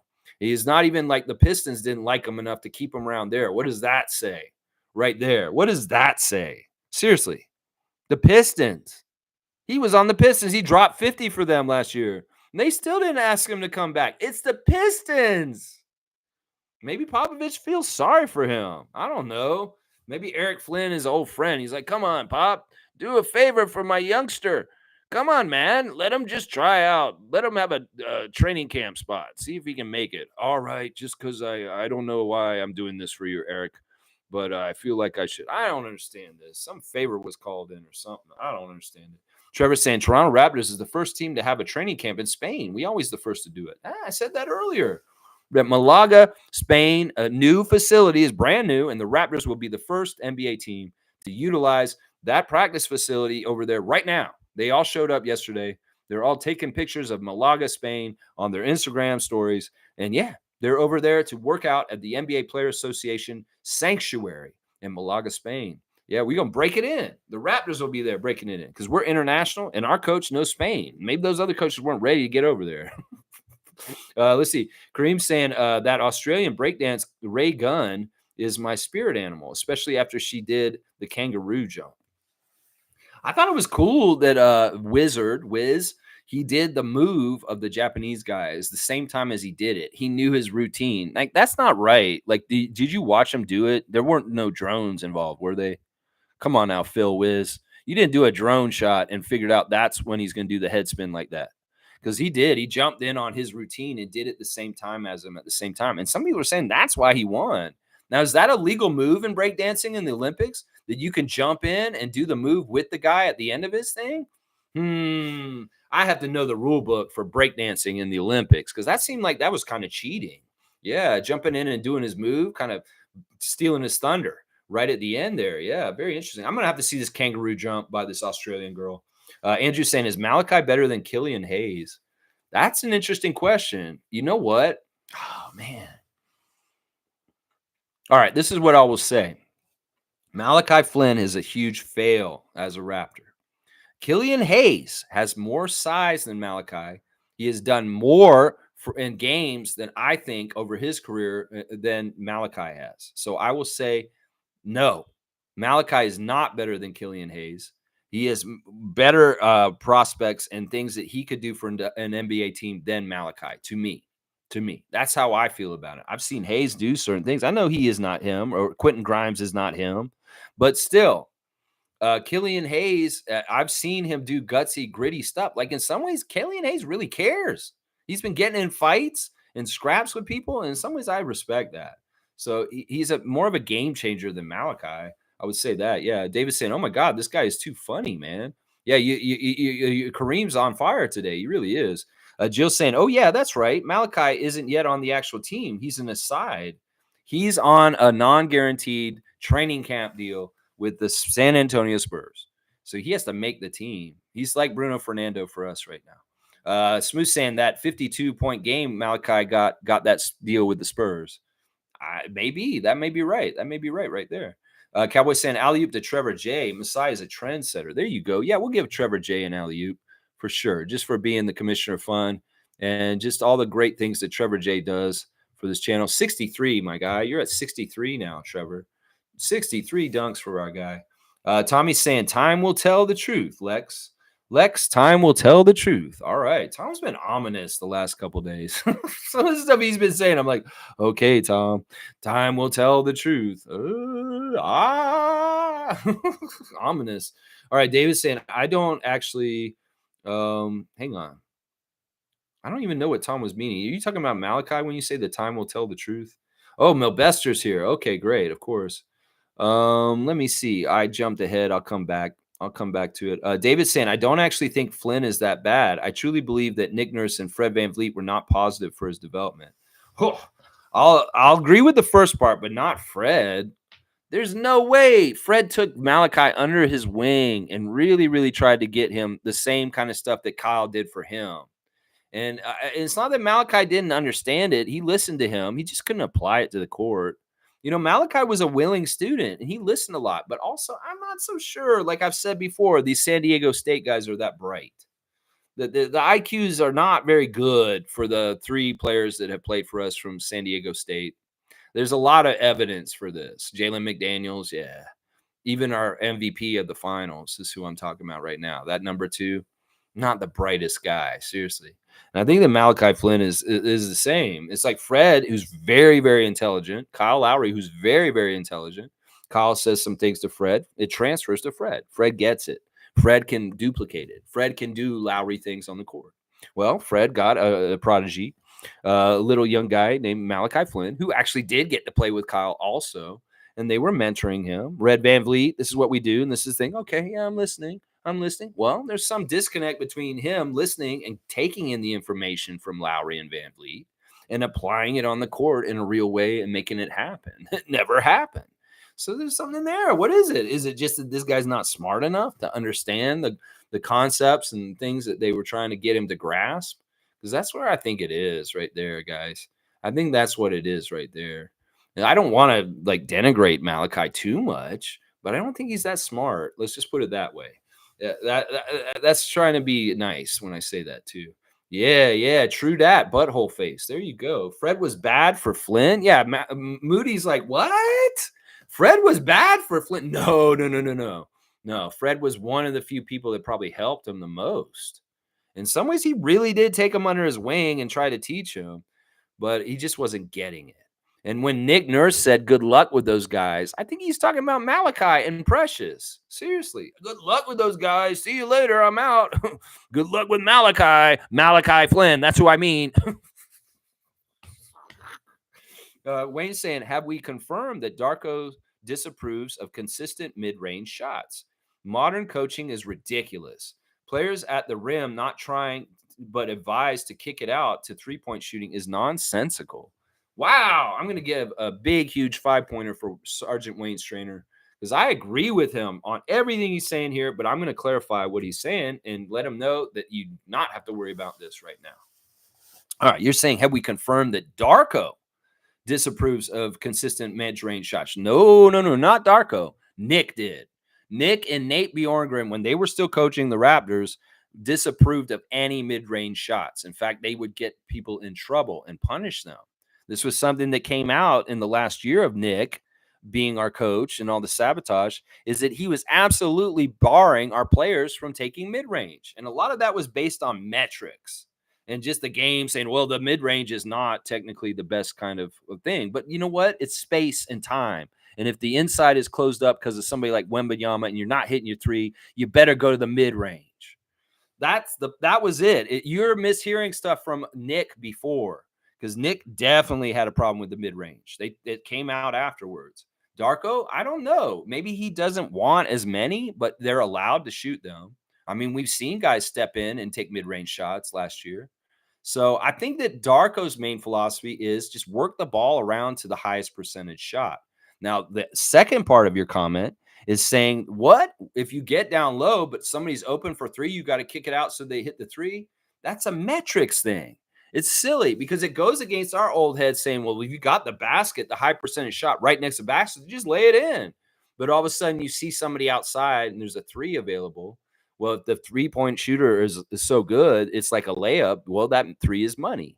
But if it isn't, well, it's a wasted opportunity. It's bad basketball. It's bad basketball philosophy to give up, cede the position that you have next to the basket to give the ball to somebody to take a three. That's one of the dumbest things. I agree, Wayne, in the new NBA, that they would sacrifice a very easy layup just to try and take a three that may be 40%. Yeah, I'm with you on all of this right here. And in some ways, if we could not do this just because the rest of the NBA is doing this, that'd be great, Darko. That'd be great. But no, it's not Darko who's against the mid-range, just so you know. He is all for working that ball around, passing it until you get the best percentage shot and a very, very good shot attempt. That's what he's for. And I don't think it bars the mid-range from that category. So, yeah, Nick's saying blame Nick. Blame Nick. That's right. David's saying that's correct. Whenever Nick Nurse played Flynn, it was with Fred VanVleet. That was an absolute train wreck of an idea, sabotage. Well, was it that, David, or was it that he couldn't trust Flynn to run the team capably without Fred out there with him? I mean, that's what it looks like to me. David's saying, I do and I will continue to blame Nick Nurse for everything wrong with this world. I mean, we don't have to go that far. I'll blame him for his last year coaching our team. In fact, I don't want to blame him for the years before. Some people are blaming him for cutting off our development pipeline over the 5 years that he coached us. Yeah, I mean, there is some truth to that. That Casey and the pipeline was really better when Casey was a coach. But I really say the worst thing Nick did was quit on us at the end of the last season that he coached us. And that was absolutely abhorrent. That's the kind of shit that Vince Carter did. That he is the snake coach, just like Kevin Durant. He is a snake coach, just like Kevin Durant, going from Oklahoma City Thunder to Golden State Warriors. It's the same kind of thing. And that's why I blame Nick for it right there. 100%. Alvin Williams, baby. Okay, Alvin Williams and butthole face. All right. David's saying the way I see it is Fred is a shooting guard. Malachi is a point guard. Why would the coach want a shooting guard to mentor up an up-and-coming point guard? Well, that's how you see it, but that's not the truth. He is a point guard. Fred is a point guard. He always has been. And Houston Rocket fans this summer are lauding Fred VanVleet. You know, they went from a 300 team last year, 2 years ago, to a 500 team this past year and flirting with making the play-in. And they give a lot of the credit to Fred showing up and getting them organized as the point guard of the Rockets. So, yeah, you're wrong, David. He is a point guard. He may shoot a lot, and he may be a hybrid guard like Kyle Lowry, but he's a point guard first, and he was trained that way, and he always was. Now, I would argue this. Flynn never showed me anything that he was a point guard. He was always just a small shooting guard and not even one that made shots consistently. So that's what I would say right there. David's saying their games are so different, it's not even close. Yeah, Fred's good and Malachi's horrible. That's the difference between them. Fred is really good. Fred is a winning kind of player. He adds to winning. He had a part in our championship that was huge. And what he does wins. And as I said in the last couple of days, the biggest person that we lost that has hurt the Raptors in the last 5 years is Fred VanVleet. It's not Kyle Lowry. It's not Kawhi Leonard. It's not Marc Gasol. It's Fred VanVleet. He's the one. And even with Siakam and Anunoby leaving last season, I still say Fred is the biggest person that we felt losing on our team after he left. And that's what I'm saying. I'll say it right there. I will stand with Fred all over the place on this because it's true. It's true. Neil's saying big up the Raptor Freaks. All right. Big up to you, Neil, Blackhawk. Yeah. Cowboys saying it and it, that and that. It and it and that and that. All right. David saying, I understand that Fred transformed from a shooting guard to a point guard the day Kyle left, but that also never made any sense to me. I don't understand what you're saying, David, because this is not how I look at this. Fred was an undrafted point guard the whole time. He ran the team that he played for in Wichita State, and he was a point guard his whole life. He's too short to not play point guard. That's the only position he plays. It's just that he's a very good shooting point guard, and he takes a lot of shots. That's all. People got all confused in the Penn Sayers mudslinging at Fred the last year he was on our team, that they got confused about what he was and what he does. He's a floor general. He's a captain. He's a leader. He's a point guard, just like Kyle Lowry was before. And they're the same kind of position. You could say Fred and Kyle are the same, but Malachi's not even in the same league as those guys. He can't even say he's a shooting guard or a point guard. He's just a guard in this league that never figured out what role he is. That's what Malachi is right there. Denal saying, I forgot about the kangaroo jump at Korea. Milbester is here, guys. Nick's Freak, what are you saying this morning? Good morning, Lex. So Olympics are finally over. I feel like the basketball men's tournament was unbalanced. France had an easy path to gold medal. Should have been Canada versus USA in semis. Loser to the third place game. Malbester, I'm going to agree with you on this. I feel like the France team was given a lot of help to get to where they got to get the silver medal, and they were undeserving. I will exactly agree with you on all of that, Milbester. Good to see you this morning. Cowboy saying, later, Lex and Raptor Freaks family. Have a great and blessed day. My MVP is Barrett. Dap, dap, dap. That's right. All right, guys. And Cowboy's going back to work, and he works for Tada Cleaning Services, 647-833-6844. If you have to go to the dentist, but you have things you need done at your house, you could leave Bradley at your house to do the things while you go to the dentist. So call Tada, 647-833-6844. You can trust them in your house while you're at the dentist. There you go. There you go. Jill's saying, see you, Cowboy. Have a great day. There you go. Milbester's saying, don't worry, Lex. 2028 Summer Olympics in Paris, Canada. What? We'll have Summer Olympics in L.A. It's going to be in L.A. Canada will have a better chance for gold medal versus USA. Curry destroyed France in the fourth quarter of the gold medal game. Saw the game. Yeah, good stuff. Good stuff, Milbester. Well, I appreciate you encouraging our Team Canada men's basketball team to go and get the gold medal game with USA in LA. We may get there. I hope we do. I'd really love for that to happen. And even if we lose the USA in the gold medal game in 2028, well, I'll be very happy that Canada's the silver medal. That's what I would say right there. Cool Cat saying Flavor Flav is highly talented. He wrote and produces and plays every instrument out there. Him and Snoop are great businessmen to remain relevant all these years. Yeah, I won't disagree with any of what Cool Cat's saying there. Milbester saying LA, I meant for 2028. Too many turnovers for France in the gold medal game. They fell behind because of a late first half, and France offense was bad. USA took advantage of it with the lead. Okay, Milbester, thanks for the recap. Cool Cat saying, every 4 years, my life stops and becomes centered around the Olympics. I watch all kinds of sports, even those I don't understand. Laugh out loud. You're awesome, Cool Cat. I'm going to give you another dunk. That's cool. And I love that you're going to continue to watch the Paralympics right now. I encourage other Raptor freaks to do the same and show support for the Paralympians also, for sure. If I was just not watching media, I'd probably watch it too. I'm not watching that much media. All right, Cool Cat. We're going to give you a 3-pointer. You're at 93 now. You've gone up to 93 today. That's awesome. Let's see. Cowboys peacing out to Miss Moody. And Milbester saying, at least baseball's back. Okay, you're bringing up baseball. We're moving on. Milbester saying, Lex, France could have had baseball in the Paris Olympics, and knowing France is not big in the sport yet, France has a chance to qualify for the World Baseball Classic and the qualifiers. Okay, yeah, I don't hear of France ever being a baseball kind of country, so it makes sense that they didn't have baseball. David saying Canada has hosted the Summer Olympics games once, 1976 in Montreal. That's what I thought. So the Summer Olympics were in Montreal once in 1976. That totally makes sense. I think I remember that. Cool Cat saying Team Canada's weaknesses were exploited. No big man at center. Lessons learned. Recruit our big men to the country. Well, I just feel like once again the failure was on Jordy. That he had the big men, he just didn't use the right big men.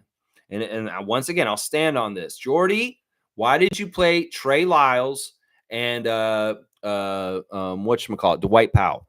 You should have been playing Kem Birch. And Kelly Olynyk is built for a crazy ass French game like that happened in that game last week on Tuesday. We should have had Kelly Olynyk. He is made for a scrappy, dirty ass game like that game was. Why wasn't he in the game more? I don't care if he's ugly. I don't care if he doesn't make shots. He has weird turnovers or he looks real goofy out there. Kelly Olynyk should have played at least 15 minutes against France last Tuesday because he would have matched up better with Yabusele and Lesort than Trey Lyles and Dwight Powell. He should have been in there, and so should have Kem Birch. He just picked the wrong big men. He should have picked the strong ones, the scrappy ones, the ones that know how to play against FIBA players physically to hold them off. If anything, just to have them out there for 15 minutes to collect 5 fouls and foul out. That's where Jordy failed. He shouldn't have been playing his guy from Sacramento, Trey Lyles. He should have been the guy sitting at the end of the bench and not getting in the game. And Kem Birch and Kelly should have ate his minutes up. I will stand on that every single time. No, Zach wouldn't have saved us. Kem Birch and Kelly would have saved us, but they didn't get to play. That's it right there. Milbester's saying, all right, you're talking about baseball too much, Milbester. Cool Cat saying, I would have taken Tristan Thompson this Olympics as our center. He's a bruiser in the paint. I wouldn't have trusted him. In some ways, he's older. In some ways, he's on that free agent list that I just looked at. He's on that list. He's not in the NBA. He's on a free agency list. I mean, I get it. He's got size. He's got experience. In some ways, if we could trust him, I thought it would be fun to have him against the U.S. because he's so friendly with LeBron and all the other guys on the other team that it might be a good person to be in there fighting. But he's kind of washed, and he is not a very good player at this point. In some ways, Kem Birch is a better player than Tristan Thompson. And I don't think that replacing one of our guys with Tristan Thompson was the key. No, I don't think it was. Kem Birch is a better option. Carlos saying that lady that was from Australia, that was breakdancing, was so awesome. I might have to go back and watch the highlights of the breakdancing competition just for the hell of it, because it sounds like it was pretty fun. Jill's saying good luck to Thaddeus. Apparently Frank Vogel has yet to see the light. I mean, I don't know if it's Frank Vogel. I think the Suns are in flux, and they are trying to retool their team to better fit with Devin Booker and Kevin Durant. And they've had a lot of turnover. They've changed a lot of players. Last year, they had kind of a shell of a team on what they could afford. But, there was a lot of players that kind of like came through and left. People like Terrence Ross, Yuta Watanabe, Thaddeus Young. It's just what it is. In some ways, they're trying to improve their roster any which way they can. And cutting some of the guys from last year is just part of it. And in some ways, Thaddeus is like, he's blessed to have played in the NBA for so long. Is his career over at this point? I don't know. I'm pretty sure we're not going to bring him back here. And who knows if somebody else will take him somewhere, some other place. Oh, yeah. Let's see. Milbester saying seeing Wemby cry after France lost was emotional to watch. They really wanted gold in front of their French fans. Yeah, not realistic. They had a good run. Country did very well in the medals while hosting Olympics. They had a great convoluted run of help from the officials. They should have never gotten past Japan, Milbester.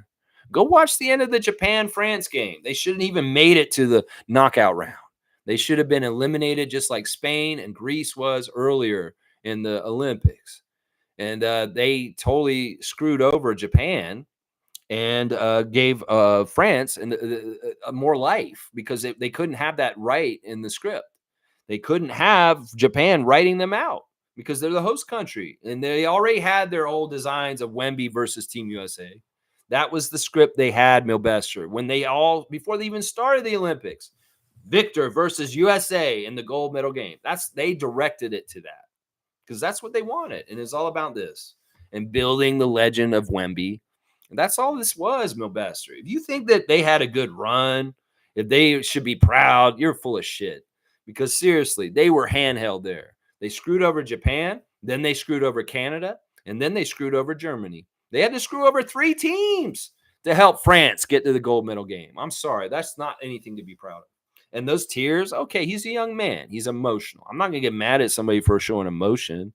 In some ways, it's like some of the Spurs fans were yelling at him, man up, Victor. You look like a baby. Oh, come on. Let the guy have something like this because he's so young. And there's a lot of pressure on him. Yeah. Cool Cat saying, oh, Lex, don't take my Malachi pick and roll statement as an endorsement. Glad he's off my team. And he hurt us tremendously. Yeah, he was just a waste of time. It's too bad. Masai is so good at his job, but he does pick some bad ones every once in a while. Malachi's his biggest mistake, honestly. Out of his whole entire career at the Raptors, I really do feel like Malachi Flynn is the biggest draft mistake Masai Ujiri made the whole 10 years he's been around the Raptors. Yep, he's been the biggest mistake. I can't say it's Koloko. I can't say it's Kabako. No, I say it's Malachi. Malachi's the biggest mistake. Carlos saying, yep, Lex, there is a variant where Dr. Doom went and became Iron Man. Whoa, or vice versa. I would think that Iron Man would become Dr. Doom. Would you say Victor Von Doom becomes Iron Man? Whoa, cool. I'm not a comic book nerd. I'm not a comic book freak. Thank you for dropping some knowledge on me, Carlo, though. That's very interesting, and that makes sense. It seemed like there's something like that. You're getting a three-pointer. You're at the Siakam number, Carlo. You're 43, baby. You got Siakam, man. Wayne's saying Snoop and Flavor Flav are fantastic ambassadors for a financial sport racket, which we all participate in by watching. Hope to see that same energy save their country from organized tyranny. Let's see. I mean, I missed the whole rock the vote. Where's the whole that kind of stuff? I know there's a lot of people coming out in different ways, like the Big Lebowski at the white dudes for Kamala, stuff like that. This is fantastic. There needs to be more of that kind of stuff. And I'm sure there's going to be all kinds of great endorsements for different sides. One side, the other side will have people like Kid Rock and Hulk Hogan. Hulk Hogan. You know, Terry Crews actually came out recently and said Hulk Hogan's appearance at Trump's rally made him think that his movie Idiocracy is coming true. That he played the character President Hector Camacho, the president in the world of Idiocracy. And that Terry Crews, who played that role, was saying, man, Hulk Hogan's out here like living my role in real life at this point. That is scary. And we do not need to duplicate the movie Idiocracy by Mike Judge. It's a horrible dystopian world where things need electrolytes. So just check it out if you want to watch it. And when you see Terry Crews rip his shirt open as the president of the United States, yeah, you understand. But yeah, we want good people endorsing good people, right? Go look at who's endorsing one side. We'll just say that. Yeah, I wish Hogan had not done that. Really, I wish he hadn't. Really wish he hadn't. You want a dunk for Wayne? Yeah, we'll give dunk to Wayne for sure. For sure. Sergeant Wayne Strainer is getting a dunk from our trivia commissioner. There you go. Where are we? There we go. We're going to say, we're going to give you another three-pointer. 68 dunks for Wayne Strainer. Blank Man is here. Let's see what Blank Man's saying here. All right, this is who we're talking about right here. All right, let me see what this guy has to say. And I'll go ahead and say it. Are you Damon Wayans, first of all? Brittany Griner should still be in Russian prison. Okay, is this a Russian bot? You don't trade an arms dealer who transpired to take American lives and provided aid to terrorist organizations for Brittany. You put lives at risk. Lives are at risk all the time anyway, and that wasn't the complete deal. This is the thing. People were only saying, "Oh, Brittany straight up for the arms dealer." That's not what the deal was. There were multiple people involved in this deal. It's just that the person of notoriety on each side was Brittany and the guy that you're talking about. Listen, Blank Man, I don't know who you are, but welcome to the Raptor Freak chat. Thank you for the subscription. But I'm hoping you're Damon Wayans. I'll let you have this one. In some ways, I don't mind a difference of opinion even if it's asinine.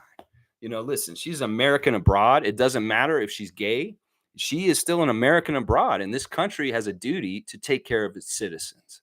And if you don't believe that, if you think that there's different people in this country, the United States, that are at different levels of importance, well, that's not American at all, because it's we're all equal. And that's what I'll say to you, Blank Man. I don't even know where you're from, Blank Man. Are you a Russian bot? Are you a Putin sympathizer? How about that? Let's go there. Yeah, you can talk to me some more. I don't want to kick you out yet. I could maybe give you a strike, but I'm not going to. You just did a difference of opinion, but I don't agree with it. That's fine. Milbester saying, but yeah, Lex, the gold medal game in LA will be USA and Canada.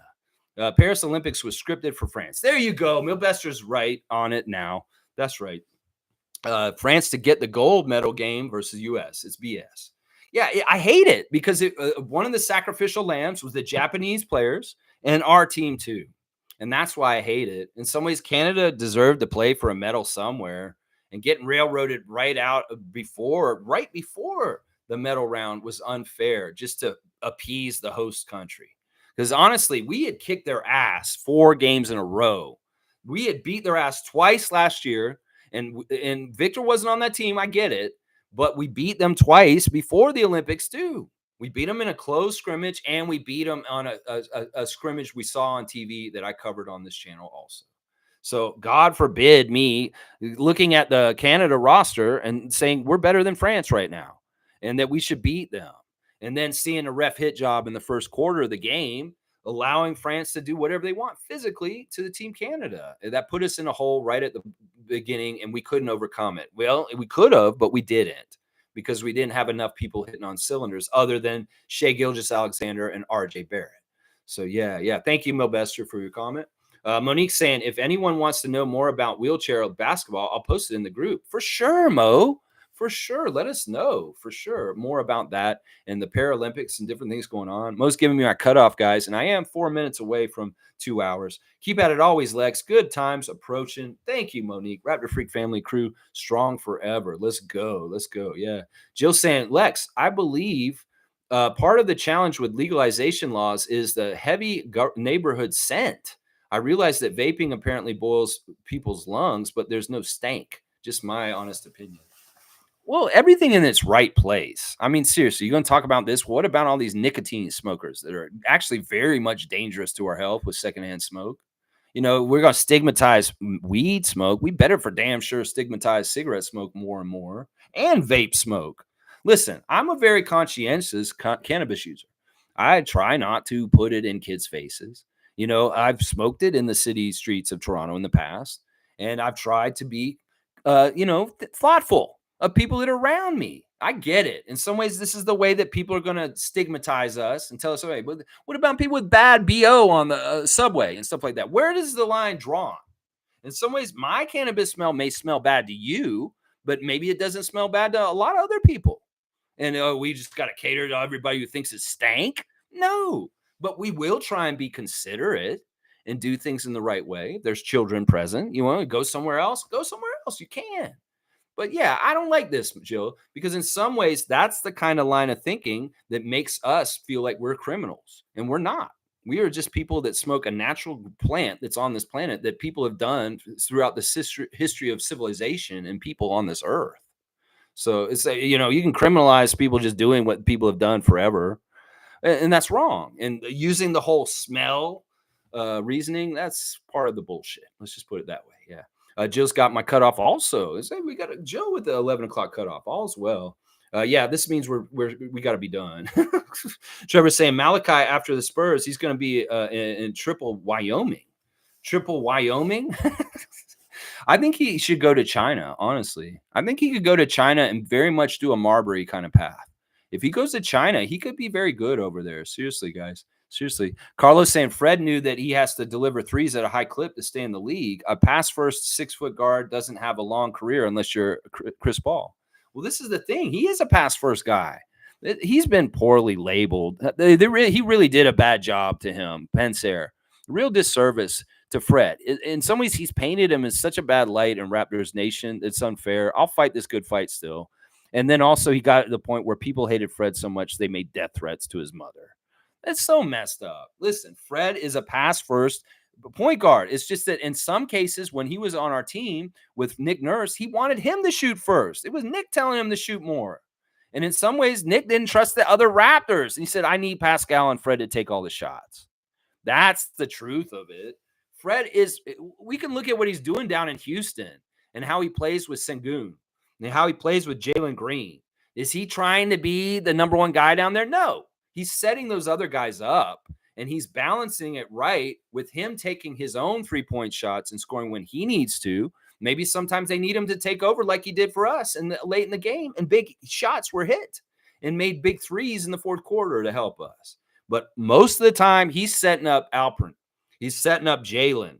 He's setting up his other teammates on that team down there. So I'm sorry, guys. Fred is a point guard. He always has been. It's just that he's a very advanced offensive player also that can score. And that in some ways, you guys are missing the point here. Fred is a true point guard, and he's just like Chris Paul, honestly. I'm just going to say that. Cool Cat saying, I think Detroit and other young teams could benefit from Thaddeus Young as a vet in the locker room. Each team needs one man. I will agree with this. I think that Detroit's a great landing spot for Thaddeus Young. Y'all should seriously consider this in Detroit.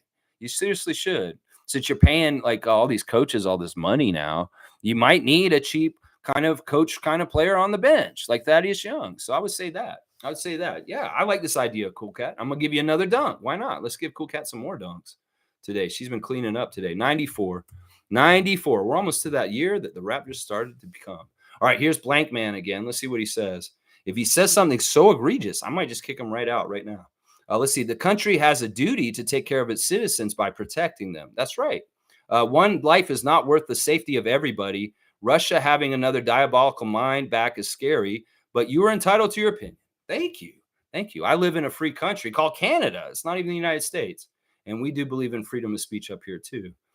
You know what? You're starting to get in like Star Trek logic problems. Is one life worth this or this or this? I don't know. In some ways, I don't need to know all the details of this. If you really care about lives, are you anti-genocide? I would ask you that.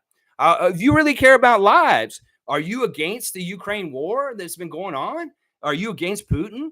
Because these are the things I would want to know. In some ways, look, yeah, maybe this guy's a bad dude, but who knows if he's actually able to try and kill anybody after he's done? Who knows what he's able to do? I don't give a shit. In some ways, he's going back to a weak-ass side that is money spent, depleted of people, and is losing.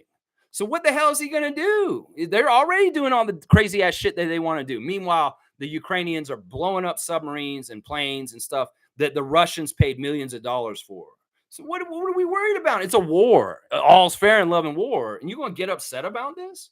No. In some ways, I get your opinion. I appreciate it. And you are entitled to it also. But, I mean, I can devil's advocate your points on this. Seriously, it is important for the United States. They get all America about it. It's like, listen, I'm an American living in Canada. God forbid Canada does something crazy to me. They go, no more cannabis, Lex. We're throwing you in jail like Brittany Griner. I would want America to come and save my ass. All right, let's see. Carlos saying, yeah, that's what I meant, Lex. Fred was originally a pass first, but he knew he had to do that three-point gunner to have a place in the league. I'm telling you, Fred is a good soldier. He listens to his coach. And whatever he does, he's listening to Udoka. He listened to Nurse before that.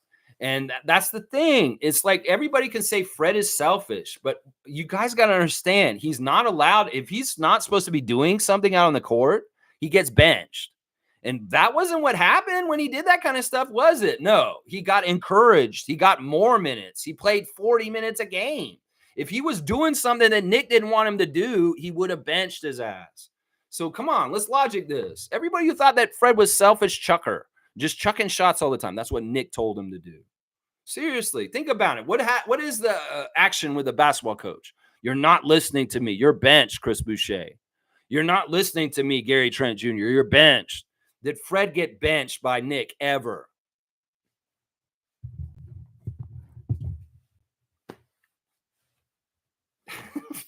Carlo, I love you, man. Jill saying, blank man, lots of people use cannabis oils. Brittany was a target. Yeah, it was the timing. Think about the timing. The war started and she just happened to be in that country. It could very well be that Putin was sitting at a table and he had, all right, who are all the foreign people that are in my country right now that I could exploit politically in a certain way? And Brittany's just over there playing basketball in a league. And that's all. And he knew that. And he just put some charges on her. He was going to find something. He could have made up anything. He's doing that to people over there left and right all the time, just making up shit. You say, yeah, you're going to jail because you looked at me funny. Or, oh, you were thinking about anti-Putin things, so you're going to jail. They're putting people in jail for the craziest shit in Russia right now. So it doesn't matter if she had a vape pen. They're going to find something. Trust me, because she was a person of interest and importance in their country from the West, and they were going to use her as a political pawn no matter what. So people can say she's at fault and all this stuff. So they're going to find something. They could have said she jaywalked and put her in jail. Seriously, it's not a real country over there. It's a dictatorship run by a madman. So come on now. There you go. There you go. There you go. Carlos saying the country also has a duty to take care of a citizen, namely Griner, who has been unfairly arrested. Exactly. That's what I would say. And they brokered the deal. They just did another deal recently, blank man. Are you upset about the recent deal that Joe Biden did where he got a whole bunch of people freed, Americans and Russians? He actually didn't even just save Americans in this last one. He saved some dissidents out of the Russian jails, people that just wanted to speak out against Putin that were jailed unfairly in an undemocratic way. So it's like, come on, man. In some ways, just like I say, we don't understand what Bobby and Masai do as GMs in the NBA. We don't live on the moon. We don't know what the gravity's like. We don't know how they eat food and drive around on the moon rover because we have no idea what it's like to be GMs. And people can be like trade machine. I know what they should do in this, but we don't understand what they do. Just like I don't understand foreign diplomacy. I don't understand what it takes to trade prisoners with Russia. So, I don't know if Blank Man knows all the exact details of it all himself. So that's what I would say here. It's real easy to criticize when you don't understand the inner workings of things, whether it's an NBA GM or a politician negotiating for people to be released that are political prisoners. So I just say that right there. I just say that right there, right there, that right there. I actually like this discussion with Blank Man. I'm not that mad at him, honestly. It's been a good counterbalance. It has been. Yeah. Yeah. Let's see. Carlos saying there are always back channels going on in politics. If not Griner, there would have been another circumstance that would have made the deal. Yeah. It's just she's the unfortunate name that was there at that time. They could have found they would have found somebody. There may have been lesser targets that were involved too. We don't know.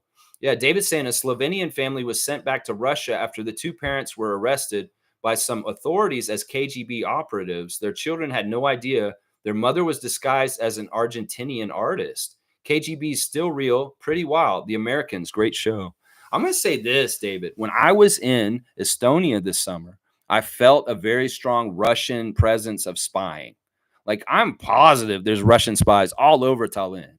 And sure, there's Russian spies around Canada, too. I'll bet you there's Russian spies in Toronto. Now, a lot of that stuff is done over online at this point. There's a lot of bots, a lot of misinformation put out, all kinds of different places by Russian hackers and different people like that. Sure. There is a lot of information war and bullshit. You know, one of the things you can do is on Facebook. You can have, like, there's weird people that put out all kinds of weird politics, like weird statements, like really angry. Maybe they're MAGA, maybe they're pro-Putin somehow. Go look at their profiles. Quite often you'll see they don't have very much pictures and they may not even be real people. You got to understand there's a lot of manufactured profiles that they make a glut of them to try and make it seem like a lot of people think this. And that's a lot of what's going on. So when you're on Facebook and you get in an argument with someone, possibly go check them out and make sure they're actually a real person, because there's a lot of fake profiles on there that are just out there automated commenting on keyword stuff. Like if somebody writes in the name Trump, there may be a whole bunch of pro-Trump bots that come in on the comment section and just flood it. And they're not even real people. They could be Russian bots helping Trump. They could be just a MAGA organized effort to have a gut reaction to make the perception that this is what everybody thinks when it's not even real people. They're made up accounts. There's a lot of this going on right now. There seriously is. And in some ways, Blank Man is making me think he might be one. Or is he Damon Wayans? I want him to be Damon Wayans. That would be cool. That's right. Tommy's got the W's on blast. I love it. You guys are investigative reports. Yes, Tommy. Yes, we're investigating. And Monique, thank you for the cutoff once again. David has got our team on blast, the 30th anniversary with Masai, Alvin, Dan Tolzman, and our coach, Darko Rajakovic. I love to see it. Tommy's got the cutoff once again, reinforcement with Monique, and David's saying Blankman is all right. Welcome to the channel. All right. See, David's being welcoming and stuff like that. All right. We have a little different opinion. He was civil. He was not insulting. And I made allusions to a Damon Wayans movie, but that's what Blank Man is. It's cool. Jill saying, Lex, there are cannabis teas, pastes, and even injections for epileptics that do not involve leaves on fire. Also, Queen and Spadina neighborhood decided to spread out stores more because of the air. Peace. Once again, I'm on the other side. I don't mind the smell at all. And I do try to be conscious of other people in that kind of way. I get it. Some people are allergic to it. I have tried the other stuff. I've actually was really into the drinks this summer. I was getting a lot of carbonated cannabis infused drinks, and I was trying to make the switch to that, but it was weird drinking them. And in some ways, I still wanted to smoke, and then I was getting doubly high. It's kind of like eating cookies instead. I've done this stuff in the past, Jill. I tried to switch to cookies and off of flour, but it didn't take. In some ways, the cookie source that I had kind of went away at a certain point, but they were good for a while. I was all about the cannabis cookies for a while. I don't know. I'm trying to figure out new solutions, and I am looking into oil. I really am, because I do want to cut out the smoke part. You're right. In some ways, it's better for my health to not have the smoke come in. And if I can ingest my cannabis, that's a better thing. So, yeah. All right. W from Trevor, and well handled, David. All right. Well handled by you, sir. And I will be calling you in just a little bit, David. All right. Have a great day, freaks. Back at you, Jill. Thanks for coming in today, Jill. Happy to see you today. All right, guys, let me just go over my tabs. Once again, Brittany Griner's father is a Vietnam War veteran. He's also a sheriff, and she comes from a good family. And she is a U.S. citizen. She's a model citizen. She is an Olympic champion, and we need to respect that. Happy championship to the Niagara River Lions, the CBL champions now. I love seeing that. That's fantastic stuff. And happy birthday, real quick, guys, to our former draft pick, Rafa Araujo. That's right. The big Brazilian way back. Rafael Araujo's birthday is today, and he is 44 years old today for Araujo. So that's our Raptor birthday of the day. Guys, all right, thanks for watching me. Have a great day. Tomorrow, Tuesday trivia, 9:30 a.m. Show up, be there or be square, and try and get some trivia points. The fun will be continuing on the Raptor Freak channel with Tuesday trivia tomorrow, 9:30. Be ready for it. David will be judging y'all on whether you get the questions right or not, and be scoring accordingly. All right, y'all. Have a great Monday. Get out there and touch grass. Watch the Paralympics and support all of our athletes in all sports. How about that? There we go. All right, guys. Thanks. Let's go Raptors. That's what I'll say right there. Yeah, let's go Raptors.